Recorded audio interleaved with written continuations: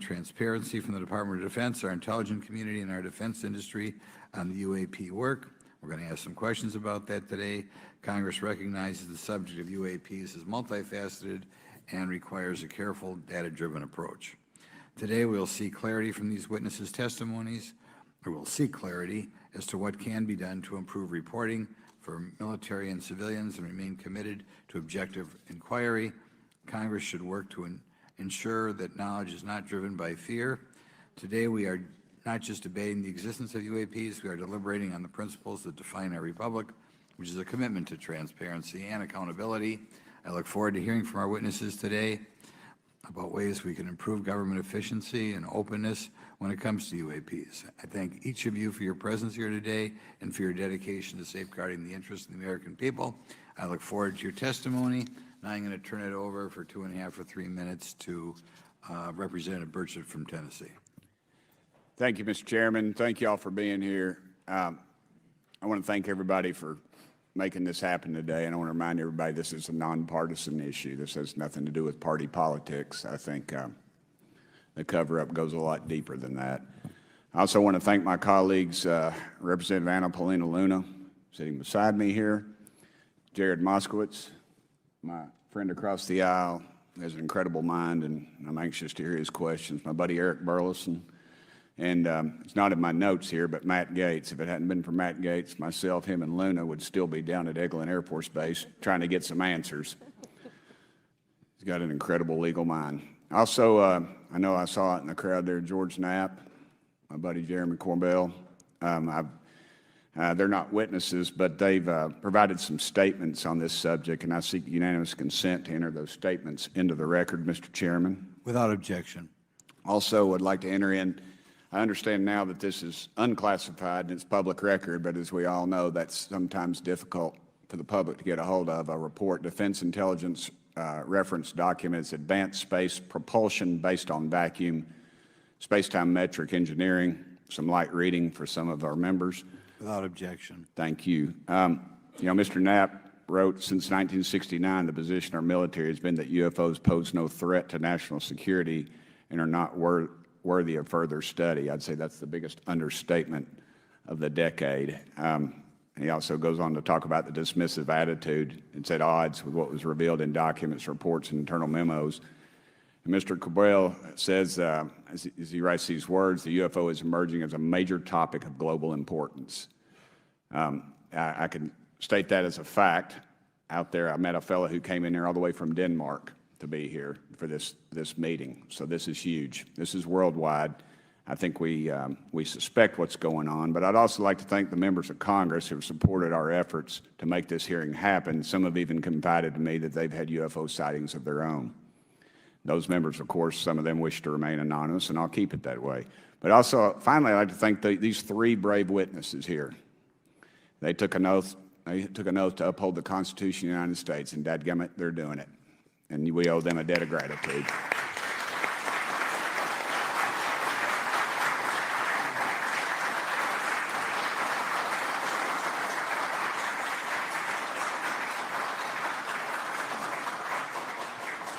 Y'all quit clapping. You're cutting in on my time. Just kidding. These folks, they've got nothing to gain from this, and I think you're going to find out that they've endured quite a few slings and arrows. We need to remember them in our prayers and their families. And I'm thankful to them for their honest testimonies. They have done interviews and appeared in documentaries like Accidental Truth to get their stories out there, and now they are all here to testify under oath for Congress. It's been so difficult to get here today. I've said, in the Baptist church, we'd say that the devil's in our way. And the devil has been in our way through this thing. We've run into roadblocks from members, from the intelligence community, the Pentagon. I proposed legislation to go in the FAA reauthorization that just said if an airline pilot has a sighting, that when he makes that report to the FAA, that it would come to Congress. But I was told that the intelligence community did not like that, and the amendment was not even heard in committee. I think it's time for this country to take back our country. We need to tell the folks at the Pentagon they work for us. Dadgummit, we don't work for them. And that's exactly the point. This is an issue of government transparency. We can't trust a government that does not trust its people. We're not bringing little green men or flying saucers into the hearing. Sorry to disappoint about half y'all. We're just going to get to the facts. We're going to uncover the cover-up, and I hope this is just the beginning of many more hearings and more people coming forward about this. And I yield back the remainder of my time. I think, is it to Representative Luna, Mr. Chairman, or is that? Yeah, we'll call Ms. Luna for her statement. The circumstances surrounding UAPs has captivated the attention of the American people for decades, ingrained in even the minds of our nation's leaders from Jimmy Carter to Barack Obama, Hillary Clinton to Donald Trump, Marco Rubio to Chuck Schumer, John Radcliffe to National Security Council officials. Yet from Roswell, New Mexico to the coast of Jacksonville, Florida, the sightings of UAPs have rarely been explained by the people who have firsthand accounts of these situations. This is largely due to the lack of transparency by our own government and the failure of our elected leaders to make good on their promises to release explanations and footage and mountains of overclassified documents that continue to be hidden from the American people. This isn't just how I feel. In fact, the American people largely believe that the government has actively covered up the truth about UAPs. One poll in particular found that 68% of Americans believe that the government is hiding information about UAPs and not being honest about what we know about them. And from my personal experience, I believe the same thing. Another poll found that nearly half Americans believe that the federal government is doing a very bad or somewhat bad job of dealing with reports of UFO sightings. As Representative Burchett just referenced on the FAA bill that just went through, you can tell that that's exactly happening.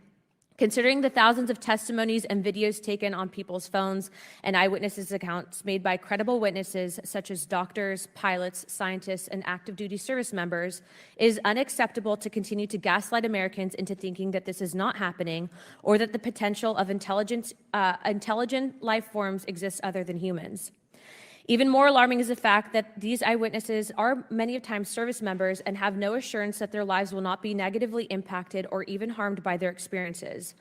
In being an active duty service member working on an airfield, I've had conversations with many pilots where they were in fear of coming forward for retribution and or being taken off flight status.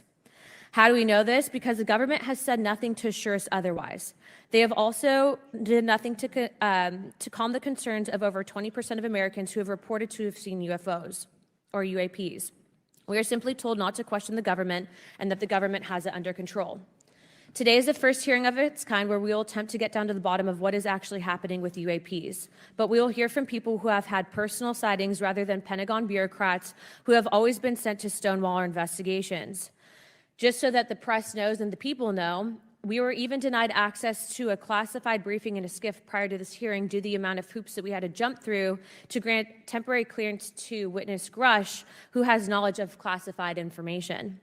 It is time to have an open-minded discussion on this topic, to hear the evidence and understand the magnitude of what this means, not just for our nation, but for humanity. Thank you, Chairman. I yield back the rest of my time. Thank you very much, and I'd like to thank you and Mr. Burchett for bringing this topic to my attention. Now we'll recognize National Security Subcommittee Ranking Member Garcia for 10 minutes. Save big on big screens at NFM. We have all the best brands: Samsung, TCL, LG, Sony, Vizio, and more. With hundreds of TVs in stock and on display, our experts will find the perfect one for you. Plus long-term financing at NFM. Well, thank you, Mr. Chairman, and I want to thank first our witnesses for joining us today. I want to begin by thanking you all for your service to our country and for sharing your voices today and your courage to be here as well. To Mr. Graves, particularly grateful to you to spend some time that we had for you to share with candor some of your experiences, so I appreciate that as well. I do want to thank all the members of our subcommittee today and also those that are here and have waved on for their incredible interest in this issue. Particularly to Congressman Burchett, I know that your leadership has brought us to this place today, and I want to thank you for that, as well as everyone else that's been engaged in this work. I also want to thank the oversight staff, who I know has been working very hard to ensure that today's hearing is serious, that it's transparent, and that it also provides appropriate answers, as our oversight body always demands. Now, it's really important that we're here in a bipartisan way to have this conversation, which really, to the heart of it, is about national security and key to the subcommittee's core purpose. This is the subcommittee on national security of the Oversight Committee. Now, our witnesses will testify today that UAPs have posed a serious safety threat, and we must understand this. More broadly, we're dealing with real questions that get to the heart of our faith in government. Faith in our institutions, as we all know, is at an all-time low. Partisanship and alternative facts make it too easy to doubt narrative or our institutions. But this hearing will offer the public unique perspectives, building on years of reporting by both federal agencies and the independent media. Now, some of the earliest reporting on this issue was a groundbreaking 2017 New York Times report, which revealed research, as we know now, on unidentified anomalous phenomena, or as many call UFOs, by the Defense Intelligence Agency. Mr. Graves and Commander Fravers' experiences with UAPs have also been documented by the public, not just by the New York Times, but CNN and many other national news outlets. Now, the Office of the Director of National Intelligence has published public reports documenting UAPs, and on June 9, 2022, NASA announced that the agency is commissioning a study to, of course, examine unidentified anomalous phenomena. Now, the sheer number of reports, whistleblowers, and stories of unidentified anomalous phenomena should raise real questions and warrant investigation and oversight, and that's why we are here today. Now, pilots have reported encounters for years. Now, because of the stigma around reporting these incidents, we still don't have a complete picture of actually what's going on, particularly as our witnesses will testify on the civilian side, and that is a real problem that we have today in the country. Now, it's very important that we show that Democrats and Republicans in Congress can come together in a bipartisan way to cut through misinformation and to look at the facts in a serious and thoughtful manner. If we are to advance oversight and public disclosure, we must also gain the broad support of the public. We will succeed getting facts out to the public faster if there is a broad public support as part of the process. Now, I understand fully the Department of Defense is hesitant to share information that could also undermine our national security by revealing information on the capabilities of our own aircraft, our sensors, and other sensitive material. At the same time, many people believe that we're withholding information from them, and that is dangerous also. I believe in openness and transparency. That is also the role of Congress. And I want to trust that the American people will be able to weigh the evidence and make up their own minds. Now, we have incidents where sensors, sometimes even multiple types of sensors, detect things that we cannot explain. UAPs, whatever they may be, may pose a serious threat to our military or civilian aircraft, and that must be understood.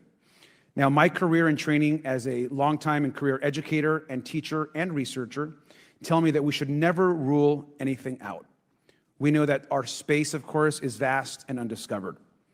I also want to note that Mr. Sean Kirkpatrick, director of the All-Domain Anomaly Resolution Office, the component of the DoD office that investigates UAP data, has testified before the Senate this year that his unit has found no evidence of extraterrestrial activity. NASA has also stated they don't have evidence of extraterrestrial life either, and we've heard this, of course, from some of our government agencies. And we should remind viewers and witnesses, which I think is really important, that we also cannot share classified information in public settings. But questions, of course, remain that people want to see data and information for themselves. The enormous interest in the hearing today underscores the importance of a fair and open look at the evidence from witnesses who can share their unique perspectives. Now, I know I certainly have a lot of questions, and I know that all the members of our committee do as well.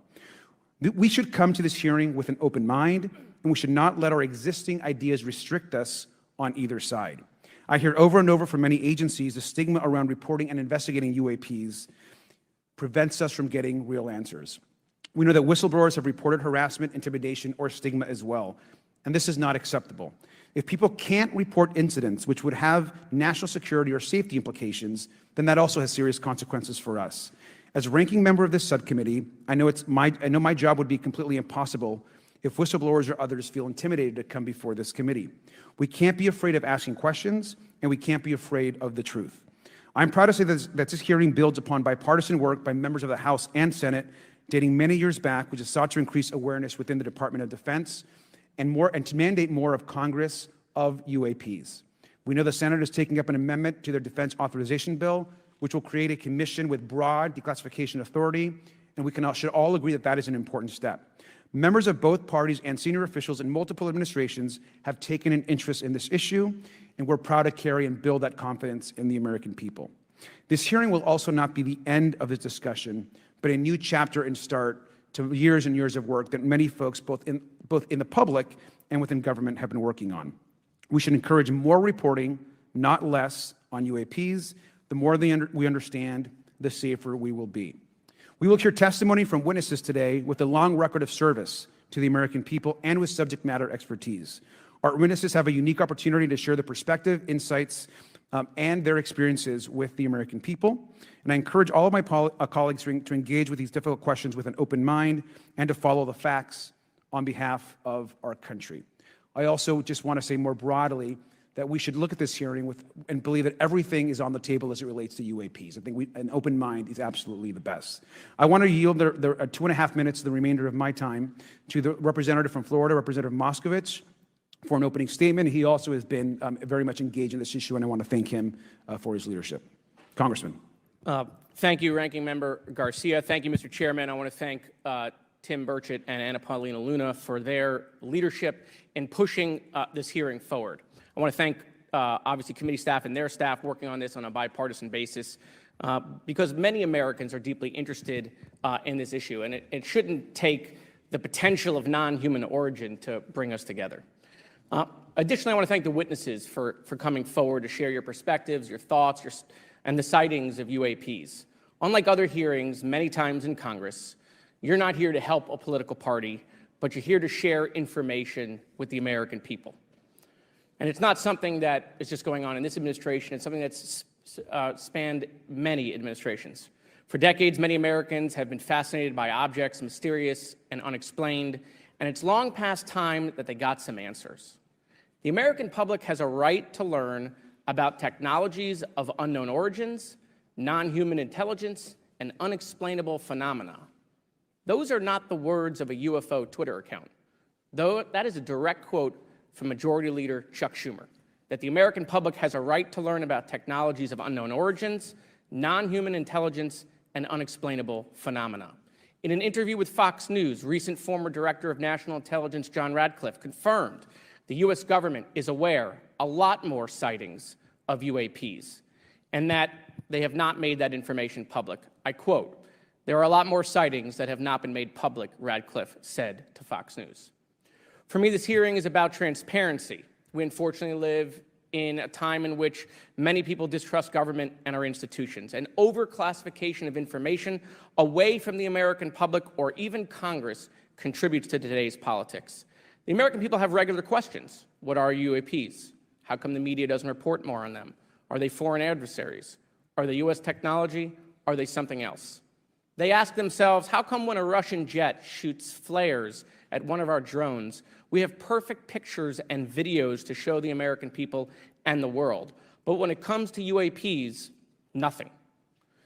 Of course, we must always protect our national security to maintain our superiority, like when stealth helicopters were only rumored to exist but were used in the Osama bin Laden raid in 2011. But we can't allow that to be used as a shield to keep the American people completely in the dark from basic truths. The American people deserve to hear more about special access programs. Congress has a right to know if there's any unsanctioned weapons development, satellite imagery that has not been provided to Congress. Congress created the All-Domain Resolution Office in the NDAA of 2022. In its initial analysis, there are 171 uncharacterized UAP reports, and this is the words from the report, that appear to have demonstrated unusual flight characteristics or performance capabilities. I believe more information is known about the 171 instances. It's time for Congress to reinsert ourselves.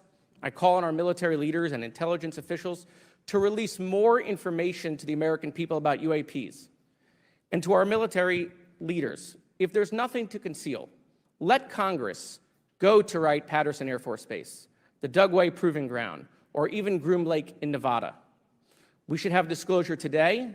We should have disclosure tomorrow. The time has come. Thank you, Ranking Member. Michael's has new creative supplies for kids, new activities, and new art and craft supplies. Shop today. Thank you, Mr. Moskowitz, and I would yield back now to our chairman. Thank you.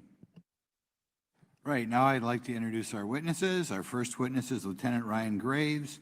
He's the Executive Director of Americans for Safe Aerospace. Lieutenant Graves is also a former U.S. Navy F-18 pilot with his own UAP experience.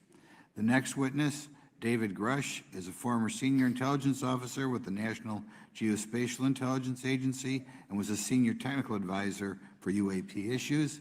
And finally, retired Navy Commander David Fravor, squadron leader who worked as a naval aviator for 18 years. Mr. Fravor has his own UAP experience, known as the TikTok event. I look forward to hearing from all three of you today. Pursuant to Committee Rule 9G, the witnesses will please stand and raise their right hands. Do you solemnly swear or affirm that the testimony you are about to give is the truth, the whole truth, and nothing but the truth, so help you God? Let the record show that all the witnesses answered in the affirmative. You may be seated. We appreciate you all being here today and look forward to your testimony. I'll remind the witnesses that we have read your written statements and they will appear in full in the hearing record. Please try to limit your oral statements to 5 minutes. As a reminder, please press the button on the microphone in front of you so that it's on and the members can hear you. When you begin to speak, the light in front of you will turn green. After 4 minutes, it'll turn yellow, and the red light, when that comes on, it tells you your 5 minutes have expired. I'll now recognize Mr. Graves for 5 minutes for your opening statement. Thank you. Chairman Grothman, Ranking Member Garcia, distinguished members of the House Oversight Subcommittee on National Security, Representatives Burchett and Luna. My name is Ryan Fobbs Graves, and I am a former F-18 pilot with a decade of service in the U.S. Navy, including 2 deployments in Operation Enduring Freedom and Operation Inherent Resolve. I have experienced advanced UAP firsthand, and I'm here to voice the concerns of more than 30 commercial aircrew and military veterans who have confided their similar encounters with me. Today, I would like to highlight 3 critical issues that demand our action. As we convene here, UAP are in our airspace, but they are grossly underreported. These sightings are not rare or isolated, they are routine. Military aircrew and commercial pilots, trained observers whose lives depend on accurate identification, are frequently witnessing these phenomena. The stigma attached to UAP is real and powerful and challenges national security.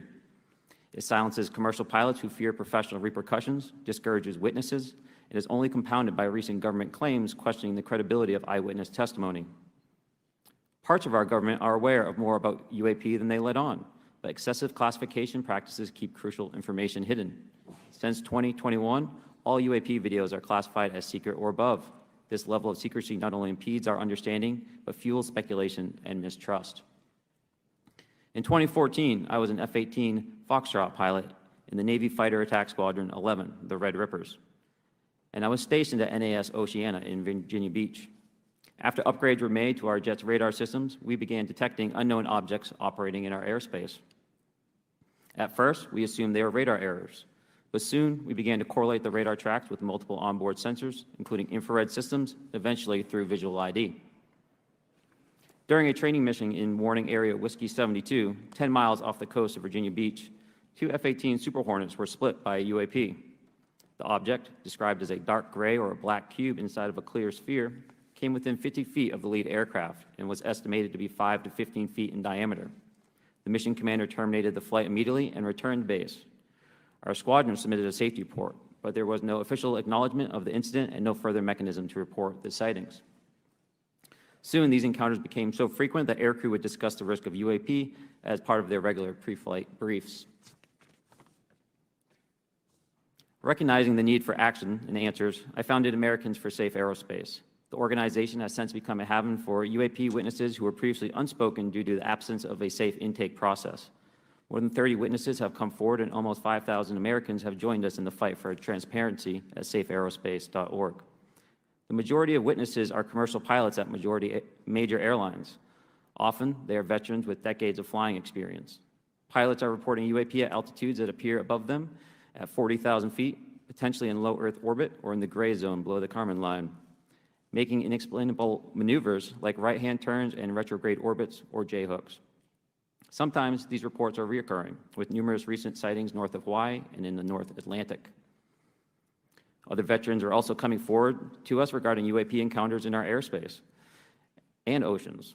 The most compelling involve observations of UAP by multiple witnesses and sensor systems. I believe these accounts are only scratching the surface, and more will share their experiences once it is safe to do so. In closing, I recognize the skepticism surrounding this topic. If everyone could see the sensor and video data I witnessed, our national conversation would change. I urge us to put aside stigma and address the security and safety issue this topic represents. If UAP are foreign drones, it is an urgent national security problem. If it is something else, it is an issue for science. In either case, unidentified objects are concerned for flight safety. The American people deserve to know what is happening in our skies. It is long overdue. Thank you. Mr. Grush? Mr. Chairman, ranking members and congressmen, thank you. I'm happy to be here. This is an important issue, and I'm grateful for your time. My name is David Charles Grush. I was an intelligence officer for 14 years, both in the U.S. Air Force, both active duty, Air National Guard, and Reserve, at the rank of major, and most recently from 2021 to 2023, at the National Geospatial Intelligence Agency, NGA, at the GS-15 civilian level, which is the military equivalent of a full bird colonel. I was my agency's co-lead in unidentified anomalous phenomena and transmedium object analysis, as well as reporting to the UAP task force, UAPTF, and eventually, once it was established, the All-Domain Anomaly Resolution Office, AARO. I became a whistleblower through a PPD-19 urgent concern filing in May 2022 with the Intelligence Community Inspector General. Following concerning reports from multiple esteemed and credentialed current and former military and intelligence community individuals that the U.S. government is operating with secrecy above congressional oversight with regards to UAPs. My testimony is based on information I've been given by individuals with a long-standing track record of legitimacy and service to this country, many of whom also have shared compelling evidence in the form of photography, official documentation, and classified oral testimony to myself and my various colleagues. I have taken every step I can to corroborate this evidence over a period of 4 years while I was with the UAP Task Force and do my due diligence on the individual sharing it. This is because of these steps, I believe strongly in the importance of bringing this information before you. I am driven by a commitment of both to truth and transparency, rooted in our inherent duty to uphold the United States Constitution and protect the American people. I'm asking Congress to hold our government to this standard and thoroughly investigate these claims. But as I stand here under oath now, I am speaking to the facts as I've been told them. In the U.S. Air Force, in my National Reconnaissance Office, NRO, reservist capacity, I was a member of the UAP Task Force from 2019 to 2021.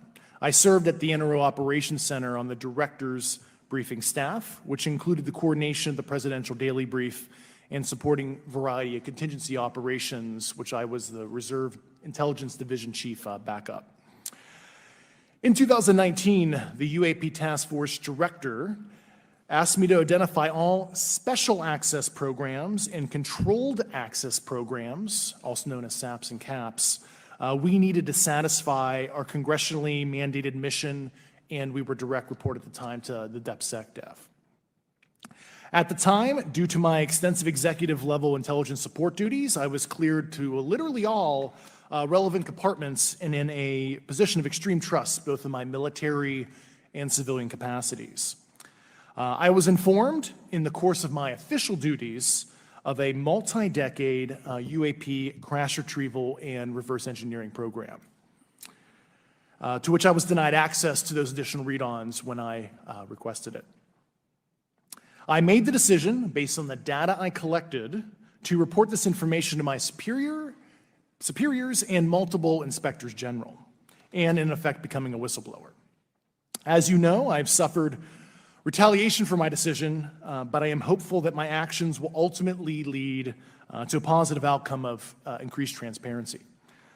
Thank you, and I'm happy to answer your questions. Thank you. Commander Fravor?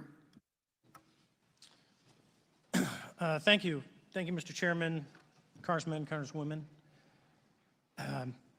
I want to first thank you for the invitation to speak to the committee on the UAP topic that's been in the news for the past 6 years and seems to be continuing to gain momentum. As you know, my name is David Fravor. I'm a retired commander in the United States Navy. In 2004, I was a commanding officer of Strike Fighter Squadron 41, the world-famous Black Aces, We are attached to Carrier Wing 11 stationed on board the USS Nimitz and have begun a 2-month workup cycle off the coast of California. On this day, we were scheduled for a 2v2 air-to-air training with the USS Princeton as our control. When we launched off Nimitz, my wingman was joining up. We were told that the training was going to be suspended and we were going to proceed with real-world tasking. As we proceeded to the west, the air controller was counting down the range to an object that we were going to, and we were unaware of what we were going to see when we arrived. The controller had told us that these objects had been observed for over 2 weeks, coming down from over 80,000 feet, rapidly descending to 20,000 feet, hanging out for hours, and then going straight back up. For those who don't realize, above 80,000 feet is space. We arrived at the location at approximately 20,000 feet, and the controller called merge plot, which means that our radar blip was now in the same resolution cell as the contact. As we looked around, we noticed that we saw some whitewater off our right side. It's important to note that the weather on this day was as close to perfect as you could ask for off the coast of San Diego. Clear skies, light winds, calm seas, no whitecaps from waves. So the whitewater stood out in a large blue ocean. All 4 of us, because we were in F-18Fs, so we had pilots and Wizzo in the back seat, looked down saw a white tic-tac object with a longitudinal axis pointing north-south and moving very abruptly over the water like a ping-pong ball. There were no rotors, no rotor wash, or any sign of visible control surfaces like wings. As we started clockwise towards the object, my Wizzo and I decided to go down and take a closer look with the other aircraft staying in high cover to observe both us and the tic-tac. We proceeded around the circle about 90 degrees from the start of our descent, and the object suddenly shifted its longitudinal axis, aligned it with my aircraft, and began to climb. We continued down another 270 degrees, nose low, where the tic-tac, or we considered 270 degrees to where, and we went nose low to where the tic-tac would have been. Our altitude at this point was about 15,000 feet, and the tic-tac was about 12,000. As we pulled nose onto the object, within about a half mile of it, it rapidly accelerated in front of us and disappeared. Our wingman, roughly 8,000 feet above us, lost contact also. We immediately turned back to see where the whitewater was at, and it was gone also. So as we started to turn back towards the east, the controller came up and said, "Sir, you're not going to believe this, but that thing is at your cap point, roughly 60 miles away in less than a minute." You can calculate the speed. We returned to Nimitz. We were taking off our gear. We were talking to one of my crews that was getting ready to launch. We mentioned it to him, and they went out and luckily got the video that you see, that 90-second video. What you don't see is the radar tape that was never released, and we don't know where it's at, of the active jamming that the object put on an APG-73 radar, and I can get into modes later if you're interested. What is shocking to us is that the incident was never investigated. None of my crew were ever questioned. Tapes were never taken, and after a couple days, it turned into a great story with friends. It wasn't until 2009 until Jay Stratton had contacted me to investigate. Unbeknownst to all, he was part of the ATIP program in the Pentagon led by Lou Elizondo. And there was an unofficial official report that came out that's now on the internet. Years later, I was contacted by the other pilot, Alex Dietrich, and asked if I'd been contacted, and I said no, but I'm willing to talk. I was contacted by Mr. Elizondo, and we talked for a short period of time, and he said we'd be in contact. A few weeks after that, I was made aware that Lou had left the Pentagon in protest and joined forces with Tom DeLonge, Chris Mellon, Steve Justice, and others to form Two Stars Academy, an organization that pressed the issue with leading industry experts and U.S. government officials. They worked with Leslie Kean, who is present today, Ralph Blumenthal, and Helene Cooper to publish the articles in the New York Times 2017 New York Times, and it removed the stigma on the topic of UFOs, which is why we're here today. Those articles open the door for the government and public that cannot be closed. It has led to an interest from our elected officials who are not focused on little green men, but figuring out where these craft are, where they're from, the technology they possess, how do they operate. It also led to the Whistleblower Protection Act and the NDAA. There are multiple witnesses coming forward to say that have firsthand knowledge, and Mr. Grush just covered that. What concerns me is that there's no oversight from our elected officials on anything associated with our government processing or working on craft. Believe it, not from this world. This issue is not a full public disclosure that could undermine national security, but it is about ensuring that our system of checks and balances works across all work done in the government using taxpayer funds. Relative to government programs, even unacknowledged WAVE programs have some level of oversight by the appropriate committee members in the House and Senate, and this work that is said to be occurring from whistleblower testimonies should not be exempt. In closing, I would like to say that the tic-tac object we engaged in 2004 was far superior to anything that we had on time, have today, or are looking to develop in the next 10 years. If we in fact have programs that possess this technology, it needs to have oversight from those people that the citizens of this great country elected in office to represent what is best for the United States and best for the citizens. I thank you for your time. Thank you very much. Thank you very much. I know it's very difficult for all of you, all you've done in the past to try to illuminate this issue.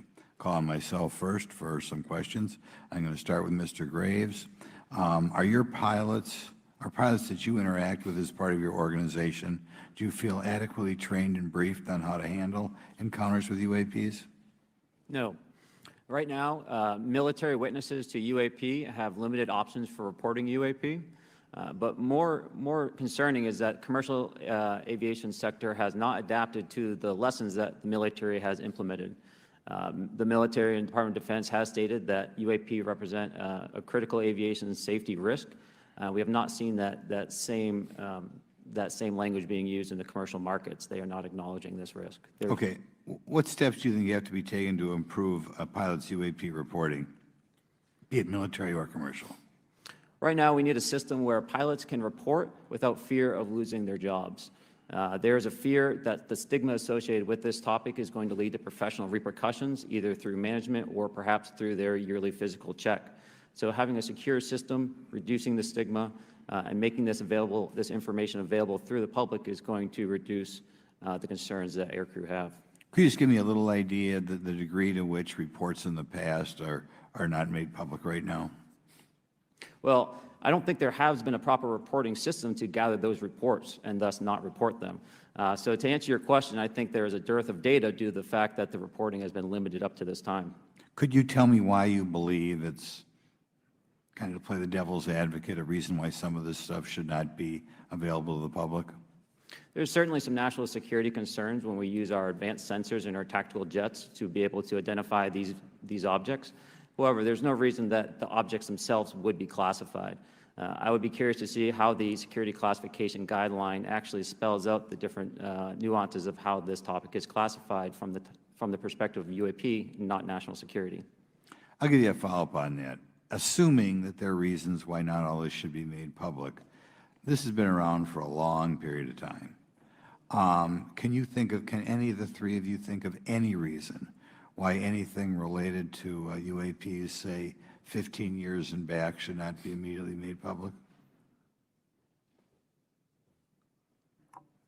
I think one of it is acknowledging a vulnerability, both from a collection and I'll just say a countermeasure perspective. So it's that we haven't cracked for many years. Yeah. Even say 20 years back. Is there any reason why, when you go back that far, things shouldn't be made public? Unless it shows a specific national security vulnerability as it relates to a weakness in a particular defense system. Okay, Mr. Fravor, the TikTok incident that you were engaged occurred in 2004. What kind of reporting took place after that incident? None. We had a standard debrief where the backseaters went down to our carrier intel center and briefed what had happened, and that was it. No one else talked to us, and I was in the top 20 in the battle group. No one came. The captain was aware, the admiral was aware, nothing was done. Your commanding officers provide any sort of justification? No, because I was the commanding officer of the squadron, so no. Was this incident the only UAP event that you encountered while you were a pilot? Yes, it was. Okay. This is for any one of you. Based off of each of your experiences and observations, do you believe UAPs pose a potential threat to our national security?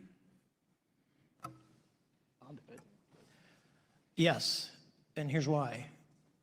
The technology that we faced was far superior than anything that we had, and you could put that anywhere. If you had one, you captured one, you reverse engineered it, you got it to work, you're talking something that can go into space, go someplace, drop down in a matter of seconds, do whatever it wants, and leave, and there's nothing we can do about it. Nothing. Okay. You two? Well, I would also like to add, from a commercial aviation and military aviation perspective, we deal with uncertainty in our operating space as a matter of our professional actions. Identifying friend from foe is very important to us. And so when we have unidentified targets and we continue to ignore those due to a stigma or a fear of what it could be, that's an opening that our adversaries can take advantage of. What steps should be taken to better understand and respond to UAP encounters in the interest of national security? There needs to be a location where this information is centralized for processing, and there needs to be a two-way communication loop so that operators on the front end have a feedback and can get best practices on how to process information, what to do. and to ensure that their reporting is being listened to. Right now, okay. there is not a lot of back and forth. Mr. Grush, in your complaint to the Intelligence Community Inspector General, you claim that you believe information is being hidden. What kind of information do you think was hidden, and do you think it should remain hidden? Yes, I can speak to that very briefly in an unclassified manner. As you know, the preponderance of my complaint was classified to the intelligence communities. Both material acquisition and exploitation activity, also baselining the UAPs but not sharing it with intelligence professionals that are actually doing step briefs to pilots, that kind of information. Yeah. Okay. Thank you very much. Now we'll go to Mr. Garcia. Thank you. Again, thank you all for your service and for testifying today. Want to just talk about UAPs as it relates to what we're seeing in the pilots' interaction with UAPs. Particularly, Mr. Graves, one of the concerns that for members of this committee is this idea that pilots, there's no system to actually report UAPs and the stigma around pilots. And so can you just briefly, you mentioned that you're working with 30 pilots right now that have had encounters with UAPs, but you've also, I believe, discussed and know of many more pilots. This is just those that you're currently working with. Is that correct? Can you expand on that? Certainly. I'll break that down in two ways. First, when we were first experiencing these objects off the eastern seaboard in the 2014 to 2015 time period, anyone that had upgraded their radar systems were seeing these objects. So there was a large number of my colleagues that were detecting these objects off the eastern seaboard. They were further correlating that information with the other onboard sensors, and many of them also had their own eye sightings as well of these objects. Now, that was our personal firsthand experience at the time. Since then, as I've engaged this topic, others have reached out to me to share their experiences, both on the military side as well as the commercial aviation side. On the military aviation side, veterans that have recently got out have shared their stories and have expressed how the objects we were seeing in 2014, 2015 continued all the way to 2019, 2020, and beyond. And so it became a generational issue for naval aviators on the eastern seaboard. This was something we were briefing to new students. This is something that was included in the notice to airmen to ensure that there was no accidents. And now with commercial aviators, they are reaching out because they're having somewhat similar experiences as our military brothers and sisters, but they do not have any reporting system that they can send us to. And let me just add, both to Mr. Fravor as well as Mr. Graves, not having this system for reporting, would you both agree that it's harmful to not just our national security interests, but to understand this phenomenon of what's happening with UAPs? I think it's actually a travesty that we don't have a system to correlate this and actually investigate. So if you took the East Coast, there's coastal radars out there that monitor our air defense identification zone, so out to 200 miles. They can track these, so when you see them, they could actually go and pull that data and get maneuvering. And instead of just having the airplanes, there's other data sources out there. And I've talked to other government officials on this. So you need a centrally located repository that these reports go to. So if you just stuck it in DOD, you wouldn't get anything out of the Intelligence Committee because they have a tendency to not to talk. But if you had a central location where these reports would come in, not just military, but also commercial aviation, because there's a lot of that going on, especially if you talk to anyone that flies from here to Hawaii, over the Pacific, they see odd lights. So I think you need to develop something that allows you a central point to collect the data in order to investigate. Mr. Graves? I would concur with everything Mr. Fravor said.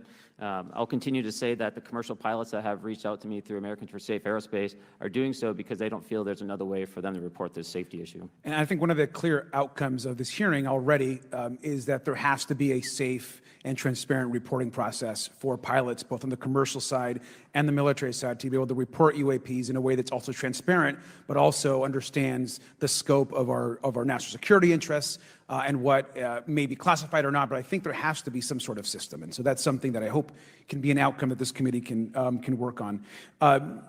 Is there anything else for the two of you briefly beyond this reporting system that you think that we can do as the government to encourage and facilitate more civilian reporting? I think we're doing it right now. Okay, great. I think this hearing is going to show the American people that their government takes this topic seriously. And how about civilians that may not be pilots? What kind of process could be in place for civilians who are not pilots, who may have UAP encounters? Do either of you have any suggestions that could facilitate that?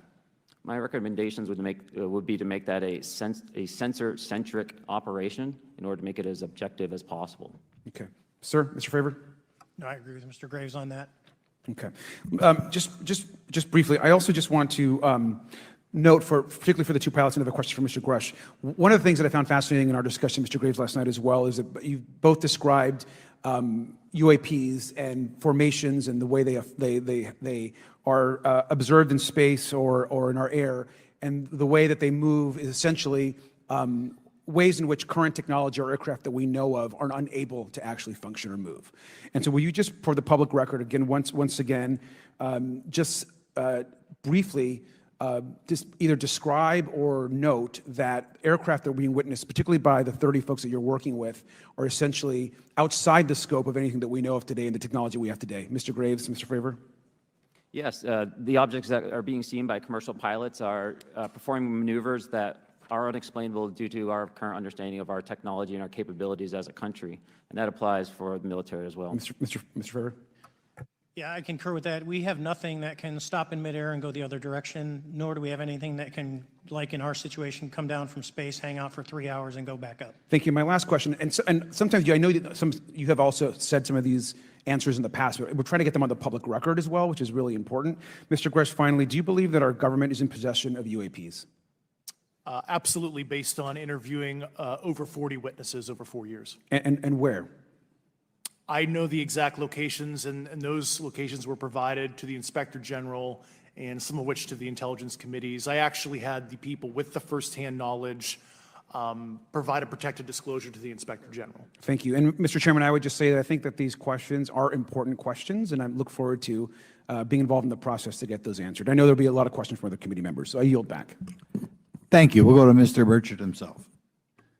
Thank you, Mr. Chairman. Thank you, Mr. Garcia. I would like to have you on my legislation to do just that on the reporting, and we'll get together on that. Maybe you can be my co-sponsor on that. That'd be really cool. Thank you for those great questions.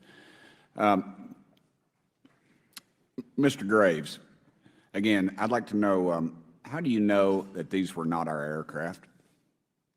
Some of the behaviors that we saw in a working area, we would see these objects being at 0.0 Mach, that's zero airspeed, over certain pieces of the ground. So what that means, just like a river, if you throw a bobber in, it's going to float downstream. These objects were staying completely stationary in Category 4 hurricane winds. These same objects would then accelerate to supersonic speeds, 1.1, 1.2 Mach, and they would do so in very erratic and quick behaviors that I don't have an explanation for. Okay. Have you spoken to commercial and military pilots that have seen these off of our East Coast? I have. Okay. Mr. Fravor, I noticed that in the Tic Tac video, it's Tic Tac like the candy, not TikTok like the Chinese Communist app. That's correct. Yes, sir. I just want to make that because my daughter corrected me on that and called me a boomer and said, "Hey, boomer," and I said, "No, baby, it's Tic Tac like the candy. You're gonna have to just look it up." And but now I would also like to say today is a day of many firsts. It's a miracle that we're having this meeting, and it's also a miracle that my wife has put up with me for 9 years today. Today is my anniversary, so I want to tell my wife happy anniversary and that I love her very much. As she likes to say, this 9 years have been the best 2 years of her life. So thank you. Mr. Fravor, what astonished you the most about the flight capabilities of these Tic Tac, very briefly? The performance, absolute performance. It was. And you're not aware of any other objects that anybody in the world has, in this world, that has those capabilities? No, I think it's far beyond actually our material science that we currently possess. Are you aware of any other reconnaissance platforms that have tracked or recorded the Tic Tac's maneuvers, maybe the NORAD system or any of the others? I am not. Okay. Mr. Grush, thank you for being here, brother. Thank you all very much. Have you faced any retaliation or reprisals for any of your testimony or anything on these lines? Yeah, I have to be careful what I say in detail because there is an open whistleblower reprisal investigation on my behalf, and I don't want to compromise that investigation by providing anything that may help provide somebody information. But it was very brutal and very unfortunate, some of the tactics they used to hurt me both professionally and personally, to be quite frank. Yeah. It's very unfortunate, as they say, when you're over the target, that's when they do the most firing at you. Do you have any personal knowledge of people who have been harmed or injured in efforts to cover up or conceal these extraterrestrial technology? Yes. Personally. Have you heard, have anyone been murdered that you would think, that you know of or have heard of, I guess? I have to be careful asking that question. I directed people with that knowledge to the appropriate authorities. Maybe in a, if we could get in a confidential area, SCIF, we could talk about that. But unfortunately, we were denied access to the SCIF, and that's very unfortunate in this scenario. Mr. Favor, do you believe that you witnessed an additional object under the water in relation to your encounter? I will say we did not see an object. There was something there to cause the whitewater, and when we turned around, it was gone, so there was something there that obviously moved. Okay, it was not the same object, though, that you were looking at, correct? No, we actually joked that the Tic Tac was communicating with something when we came back, and because the whitewater disappeared. We were, in another instance, we're told about the capabilities of a jamming during viewing of when there were some people chasing some of these objects. Did you experience any of that jamming or interrupting your radar or weapons system? My crew that launched after we landed experienced significant jamming to the APG-73 radar, which was what we had on board, which is a mechanically scanned, very high-end system prior to the APG-79. And yes, it did pretty much everything you could do, range, velocity, aspect, and then it spit the lock, and the targeting pod is passive. That's what we were able to get the video on. I'm about to run out of time, but are you aware of any of our enemies that have that capability? No. Okay. I would also like to note for the record that, like George Knapp, breaking Area 51, he's the reason I knew about that, and the reason I know about the Tic Tacs is Leslie Keene from New York Times article, and I would encourage everybody to read that. Thank you, Mr. Chairman. I yield back to you for no time. Very good. Mr. Raskin? Thank you, Mr. Chairman. Mr. Graves, you reported UAP encounters during training flights, I think, and have since come forward to warn the Pentagon that these encounters may be putting pilots at risk. My first question is, you've identified these as taking place on the East Coast. Is it just on the East Coast where these encounters have been reported? No. Since the events initially occurred, I've learned that the objects have been detected essentially where all operations, Navy operations are being conducted across the world. And that's from the All-Domain Anomaly Resolutions Office reporting. All right, can you describe your experience after you decided to come forward and go public with your experience? Certainly. Like many others, in 2017, I saw the New York Times article come out as well. And for me, it was special because I recognized the voices on the video. I recognized the video itself. I had seen it when it was taken. I'd seen it when it was debriefed. And so that was kind of shook me because I realized that this problem was still ongoing. And so I reached out to colleagues back on the East Coast and realized that this was still a safety risk that they were dealing with, that they had essentially hit a wall with how they could move forward on this conversation. It was at that point when I decided to try to move the conversation forward myself. Are there common characteristics to the UAPs that have been cited by different pilots, and can you describe what the convergence of descriptions is? Certainly. We were primarily seeing dark gray or black cubes inside of a clear sphere. I'm sorry, dark gray or black cubes? Yes, inside of a clear sphere, where the apex or tips of the cube were touching the inside of that sphere. And that was primarily what was being reported when we were able to gain a visual tally of these objects. And that occurred over almost 8 years. And as far as I know, it's still occurring. So I take it that you're arguing what we need is real transparency in a reporting system so we can get some clarity on what's going on out there, because there are many pilots in your situation, but we should have a way of developing a systematic inventory of all of such encounters. Is that right? Yes, and I think we need both transparency and the reporting. We have the reporting, but we need to make sure that information can be promulgated to commercial aviation as well as the rest of the populace. Mr. Grush, what about you? What was your experience after you came forward? Well, it's only been about 2 months or so, so I guess my experience has been overwhelming support from former colleagues of mine that have privately messaged me, and I do appreciate that. But I do have knowledge of active planned reprisal activity against myself and other colleagues, and it's very, very upsetting to me. Coming from where? Certain senior leadership at previous agencies I was associated with. And that's all I'll say publicly, but I can provide more details in a closed environment. Okay. Well, I hope you understand that there would be bipartisan rejection of any attempt to vilify, demonize, or engage in other reprisals against our witnesses and people who are telling the truth from their perspective. Yeah, there were certain colleagues of mine that were brutally administratively attacked, and it actually makes me very upset as a leader to see that happen to other coworkers and actually superiors of mine over the last 3 years. How do you account for that response? That seems like a bizarre response. I call it administrative terrorism. That's their quiver, their tool in the toolbox to silence people, especially the career government service cares about their career, cares about their clearance, their reputation to climb the ladder. And when you threaten that career path, a lot of people back off. But I'm here to represent those people. So, Mr. Fravor, what about you? What has your experience been since you've come forward with your perspective on this? Actually, I've been treated very well. And the 6 people that were involved, myself included, all of them have or will be retiring from the military as 05s or 06s.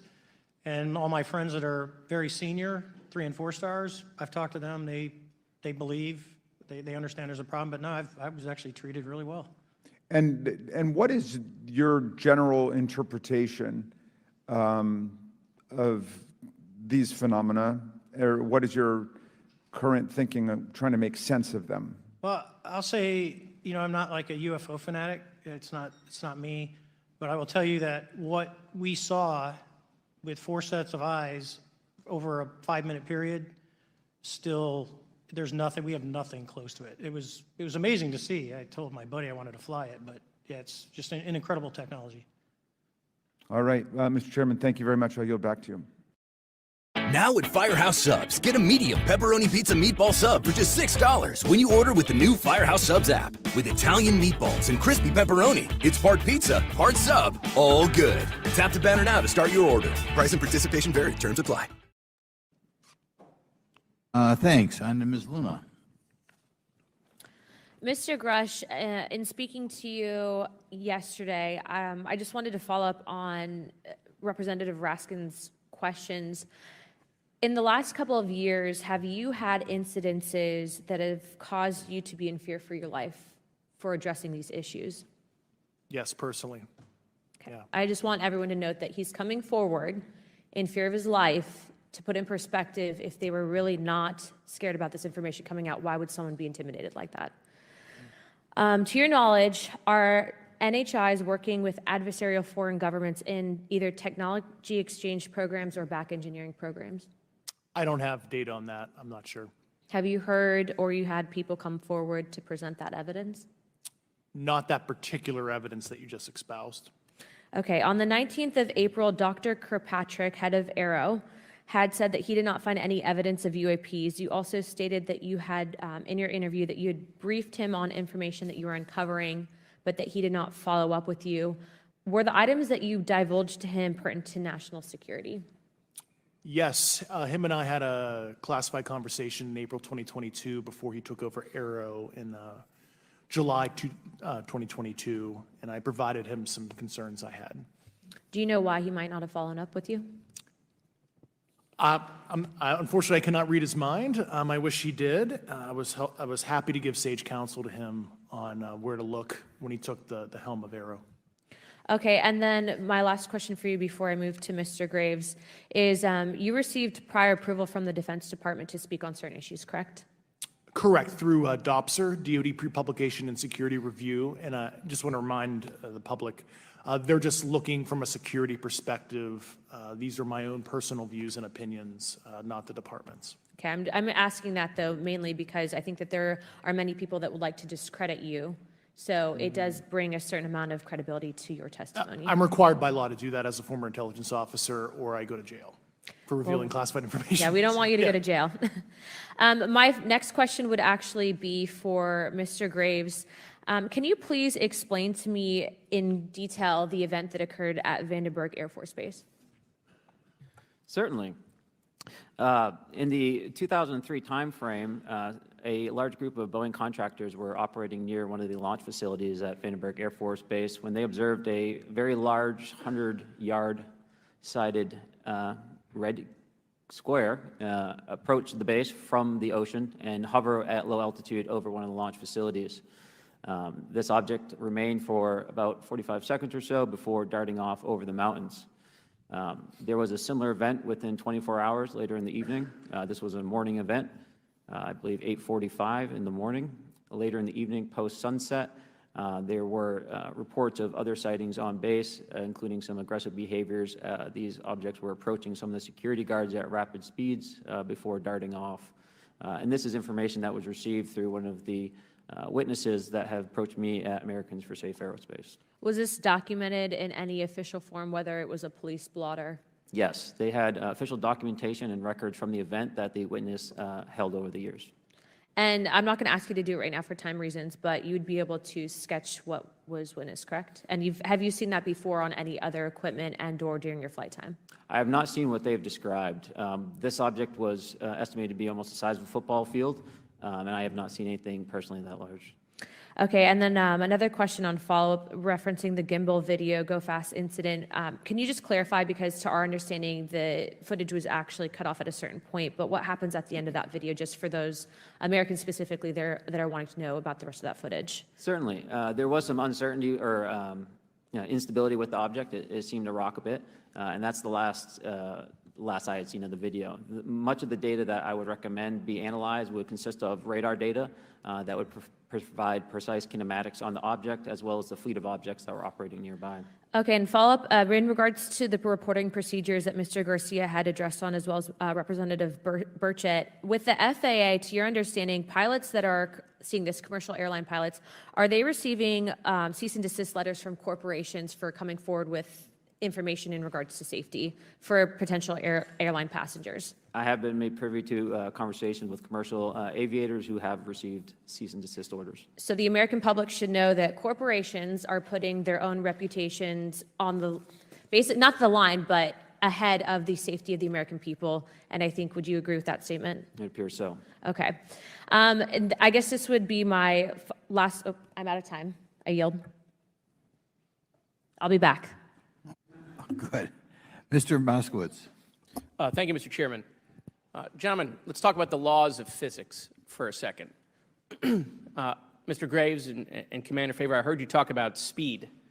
When those objects broke the sound barrier, did they make a sonic boom? I was in a jet. You can't hear anything. It's kind of loud in there.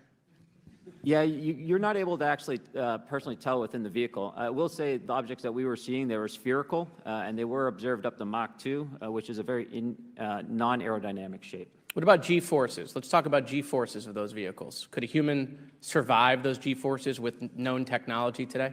No. No, not for the acceleration rates that we observed. Okay. What about what they look like? How close did you get? Did you see a seam or a rivet or a section? And what I mean is, obviously, the jets you're flying have all those things. Did these objects have those? Do you want to go, Ryan? I didn't have the detail to be able to tell that. So we got within a half mile of Tic Tac, which people say that's pretty far, but in airplanes, that's actually relatively close. No, it was perfectly white, smooth, no windows, although when we did take the original FLIR video that is out there, when you put it on a big screen, it actually had two little objects that came out of the bottom of it. But other than that, no windows, no seams, no nothing. Mr. Grush, as a result of your previous government work, have you met with people with direct knowledge or have direct knowledge yourself of non-human origin craft? Yes, I personally interviewed those individuals. Mr. Grush, as a result of your previous government work, have you met with people with direct knowledge or have direct knowledge yourself about ATs, advanced technologies that the U.S. government has? Based on conventional advanced tech, I was briefed to the preponderance of the Defense Department's both space and aerospace compartmented programs, yeah. Do you have knowledge or do you have reason to believe that there are programs in the advanced tech space that are unsanctioned? Yes, I do. Okay. Yeah. And when you say that they're above congressional oversight, what do you mean? Complicated question. So there's, some, I would call it abuse here. So congressional oversight of conventional special access programs. So I'll use Title 10, so DOD as an example, right? So 10 U.S. Code Section 119 discusses congressional oversight of SAPs, discusses the DepSecDef's ability to waive congressional reporting. However, the Gang of Eight is at least supposed to be notified if a waived or waive bigoted unacknowledged SAP is created, and that's public law. Well, so that how does, I mean, I don't want to cut you off, but how does a program like that get funded? I will give you generalities. I can get very specific in a closed session, but misappropriation of funds and Does that mean self-fund. that there is money in the budget that is said to go to a program, but it doesn't, and it goes to something else? Yes, I have specific knowledge of that. Yep. Do you think U.S. corporations are overcharging for certain tech they're selling to the U.S. government, and that additional money is going to programs? Correct, through something called IRAD. Okay. Satellite imagery. Let's talk about satellite imagery. We have satellites all over the place, some that we're aware of and many that we're not aware of, right? We're taking pictures of everything at every point and second. Mr. Grush, are you aware, do you have direct knowledge, or have you talked to people with direct knowledge that there are satellite imagery of these events? That was one of my primary tasks at NGA, since we process, exploit, and disseminate that kind of information. I've seen multiple cases, some of which, to my understanding, and of course, I left NGA in April, so that's my information cutoff date. But I personally reviewed both what we call overhead collection and from other strategic and tactical platforms that I could not even explain prosaically. And I have a degree in physics, by the way, as well. And I am aware that you guys have not seen these reports, unfortunately. And I don't know why. Do you have direct knowledge, or you've spoken to people with direct knowledge that this imagery applies to crash sites, crash imagery? I can't discuss that in an open session. Okay. Do you have any information that the U.S. government is involved in a disinformation campaign to deny the existence of certain UAPs? I can't go beyond what I've already stated publicly in my News Nation interview because it touches other sensitivities. Okay. I'll yield the balance of my time back. Thank you, Mr. Chairman.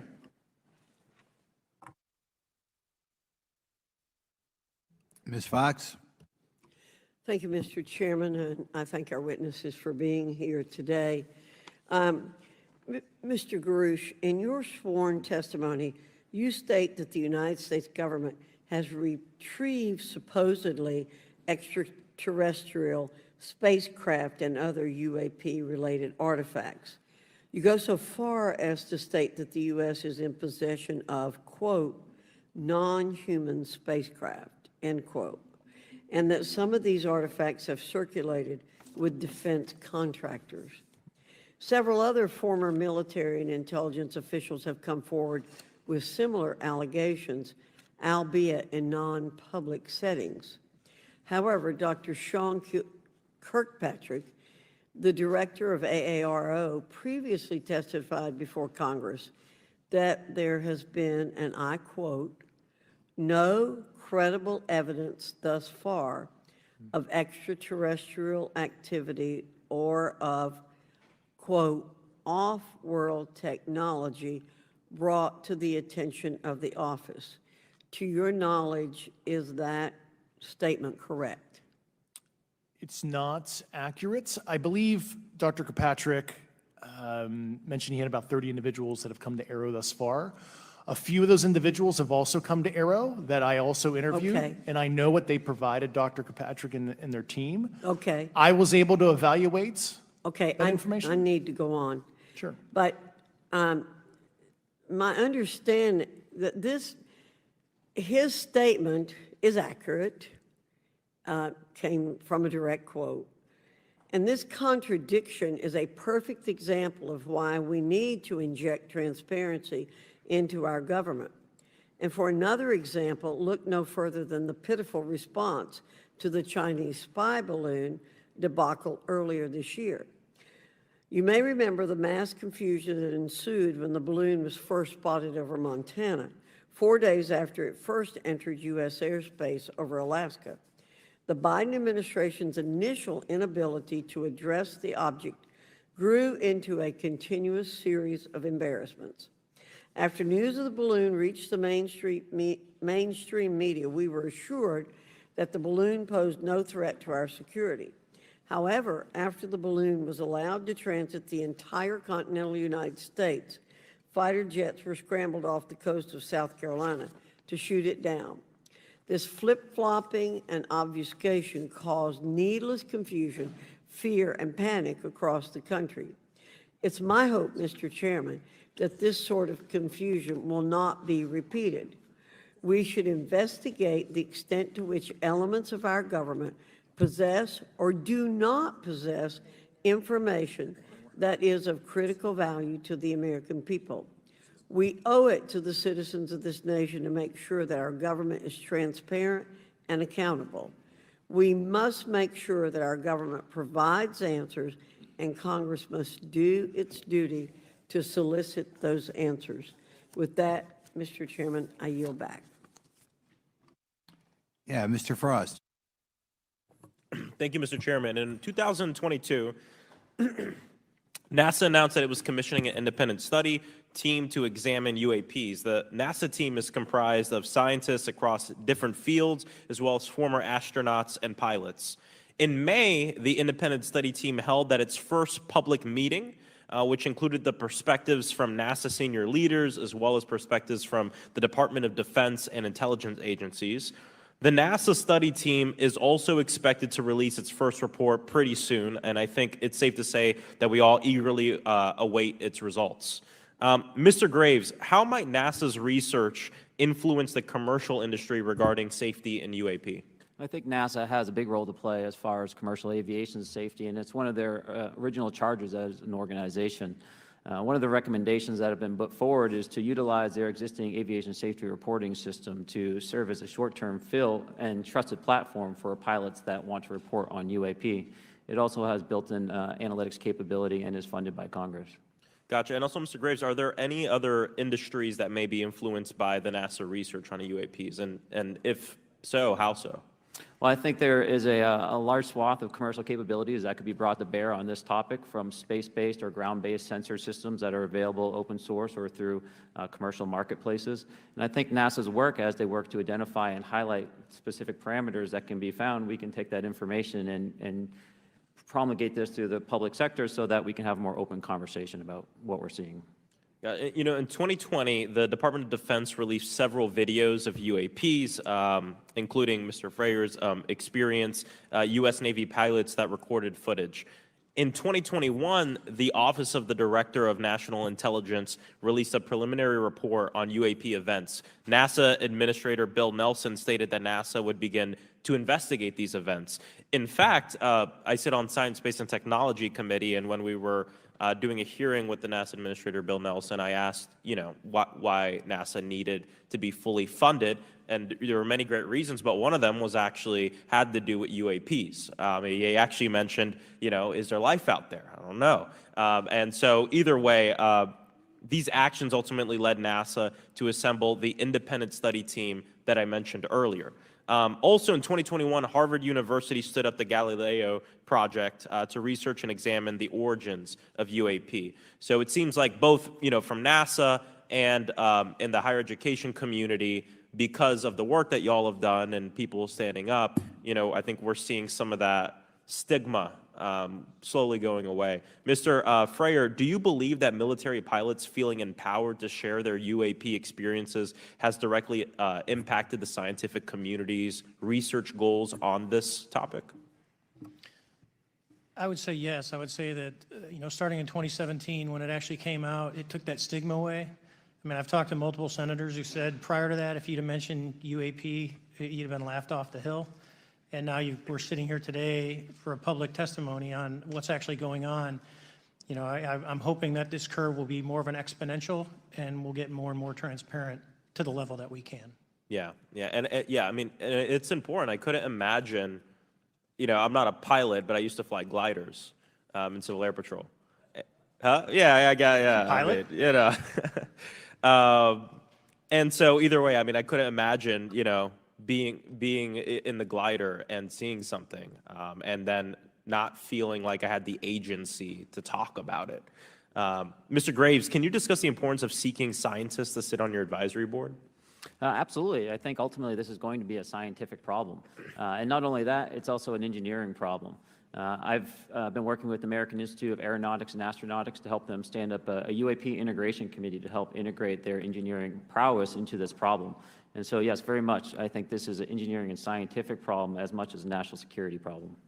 And how might Congress help to facilitate partnerships between the scientific community and the UAP focus groups within government? Well, I think one of the things they can do is to have these types of hearings to communicate to the public that this is a topic of interest. I think that there is a pseudo-market, if you will, of interested capabilities and talent that want to approach this topic, and we're seeing that start to grow now. So I think continued conversation, reduction of stigma is going to allow that to flourish and allow answers to help generate themselves. 100%. Well, thank you all for being here, and thank you for your work. I think it's important that we keep our top scientific minds focused on this issue and look for ways to increase collaboration. Thank you so much. I yield back. Mr. Comer. Thank you, Mr. Chairman. Let me say I want to thank you for having this hearing, and I want to thank Mr. Burchett and Ms. Luna for leading this hearing. And with that, I yield my 5 minutes to Mr. Burchett. Thank you, Mr. Chairman. I'm going to direct this, I believe, to Mr. Grush, but if any of you all feel like you need to jump in, just jump right in. We're good. Has the U.S. government become aware of actual evidence of extraterrestrial, otherwise unexplained forms of intelligence? And if so, when do you think this first occurred? I like to use the term non-human. I don't like to denote origin. Keeps the aperture open, both scientifically. Right. Certainly, like I've discussed publicly previously, 1930s. Okay. Can you give me the names and titles of the people with direct firsthand knowledge and access to some of these crash retrieval programs, and maybe which facilities, military bases the recovered material would be in? And I know a lot of Congress have talked about we're going to go to Area 51, and and there's nothing there anymore anyway. It's just and we move like a glacier. And as soon as we announce it, I'm sure the moving vans would pull up. But please. I can't discuss that publicly, but I did provide that information both to the Intel committees and the Inspector General. And we could get that in the SCIF if we were allowed to get in a SCIF with you. Would that be probably what you would think? Sure, if you had the appropriate accesses, yeah. What special access programs cover this information, and how is it possible that they have evaded oversight for so long? I do know the names. Once again, I can't discuss that publicly and how they've evaded oversight. In a closed setting, I could tell you the specific tradecraft used. All right. When do you think those programs began, and who authorized them? I do know a lot of that information, but that's something I can't discuss publicly because of sensitivities. All right. If any of y'all want to jump in on any of this, you're more than welcome to. What level of security clearance is required to fully access these programs?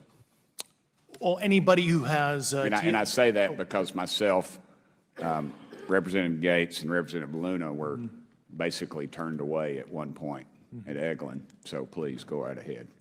Certainly difference between member access and, say, somebody like me, but anybody who has a TSSCI clearance and meets the eligibility criteria, the access adjudicative authority should be able to grant you access. Mr. Burchett, if you'll yield, so just to put a fine point on that, there's nothing that you're aware of that's above special access program classification.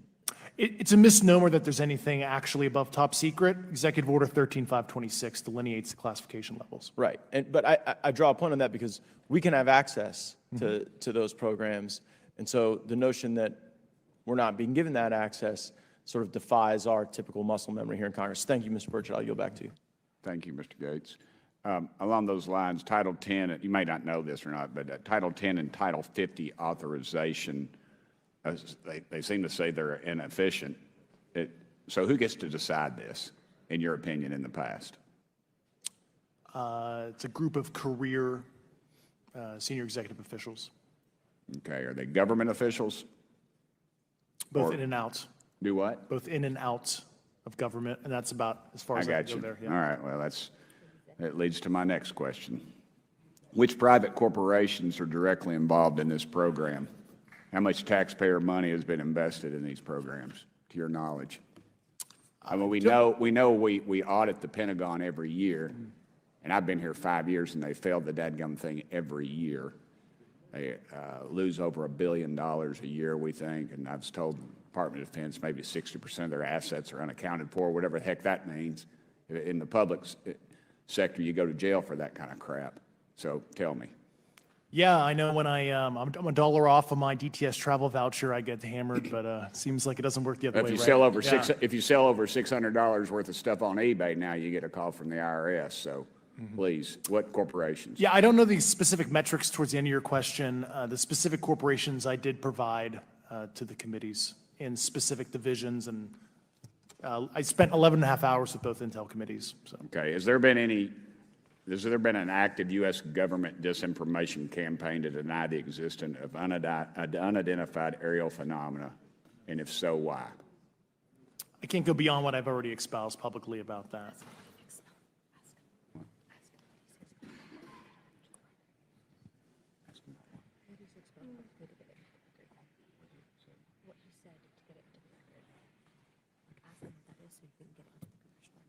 Okay, I've been told to ask you what that is and how to get it in the record.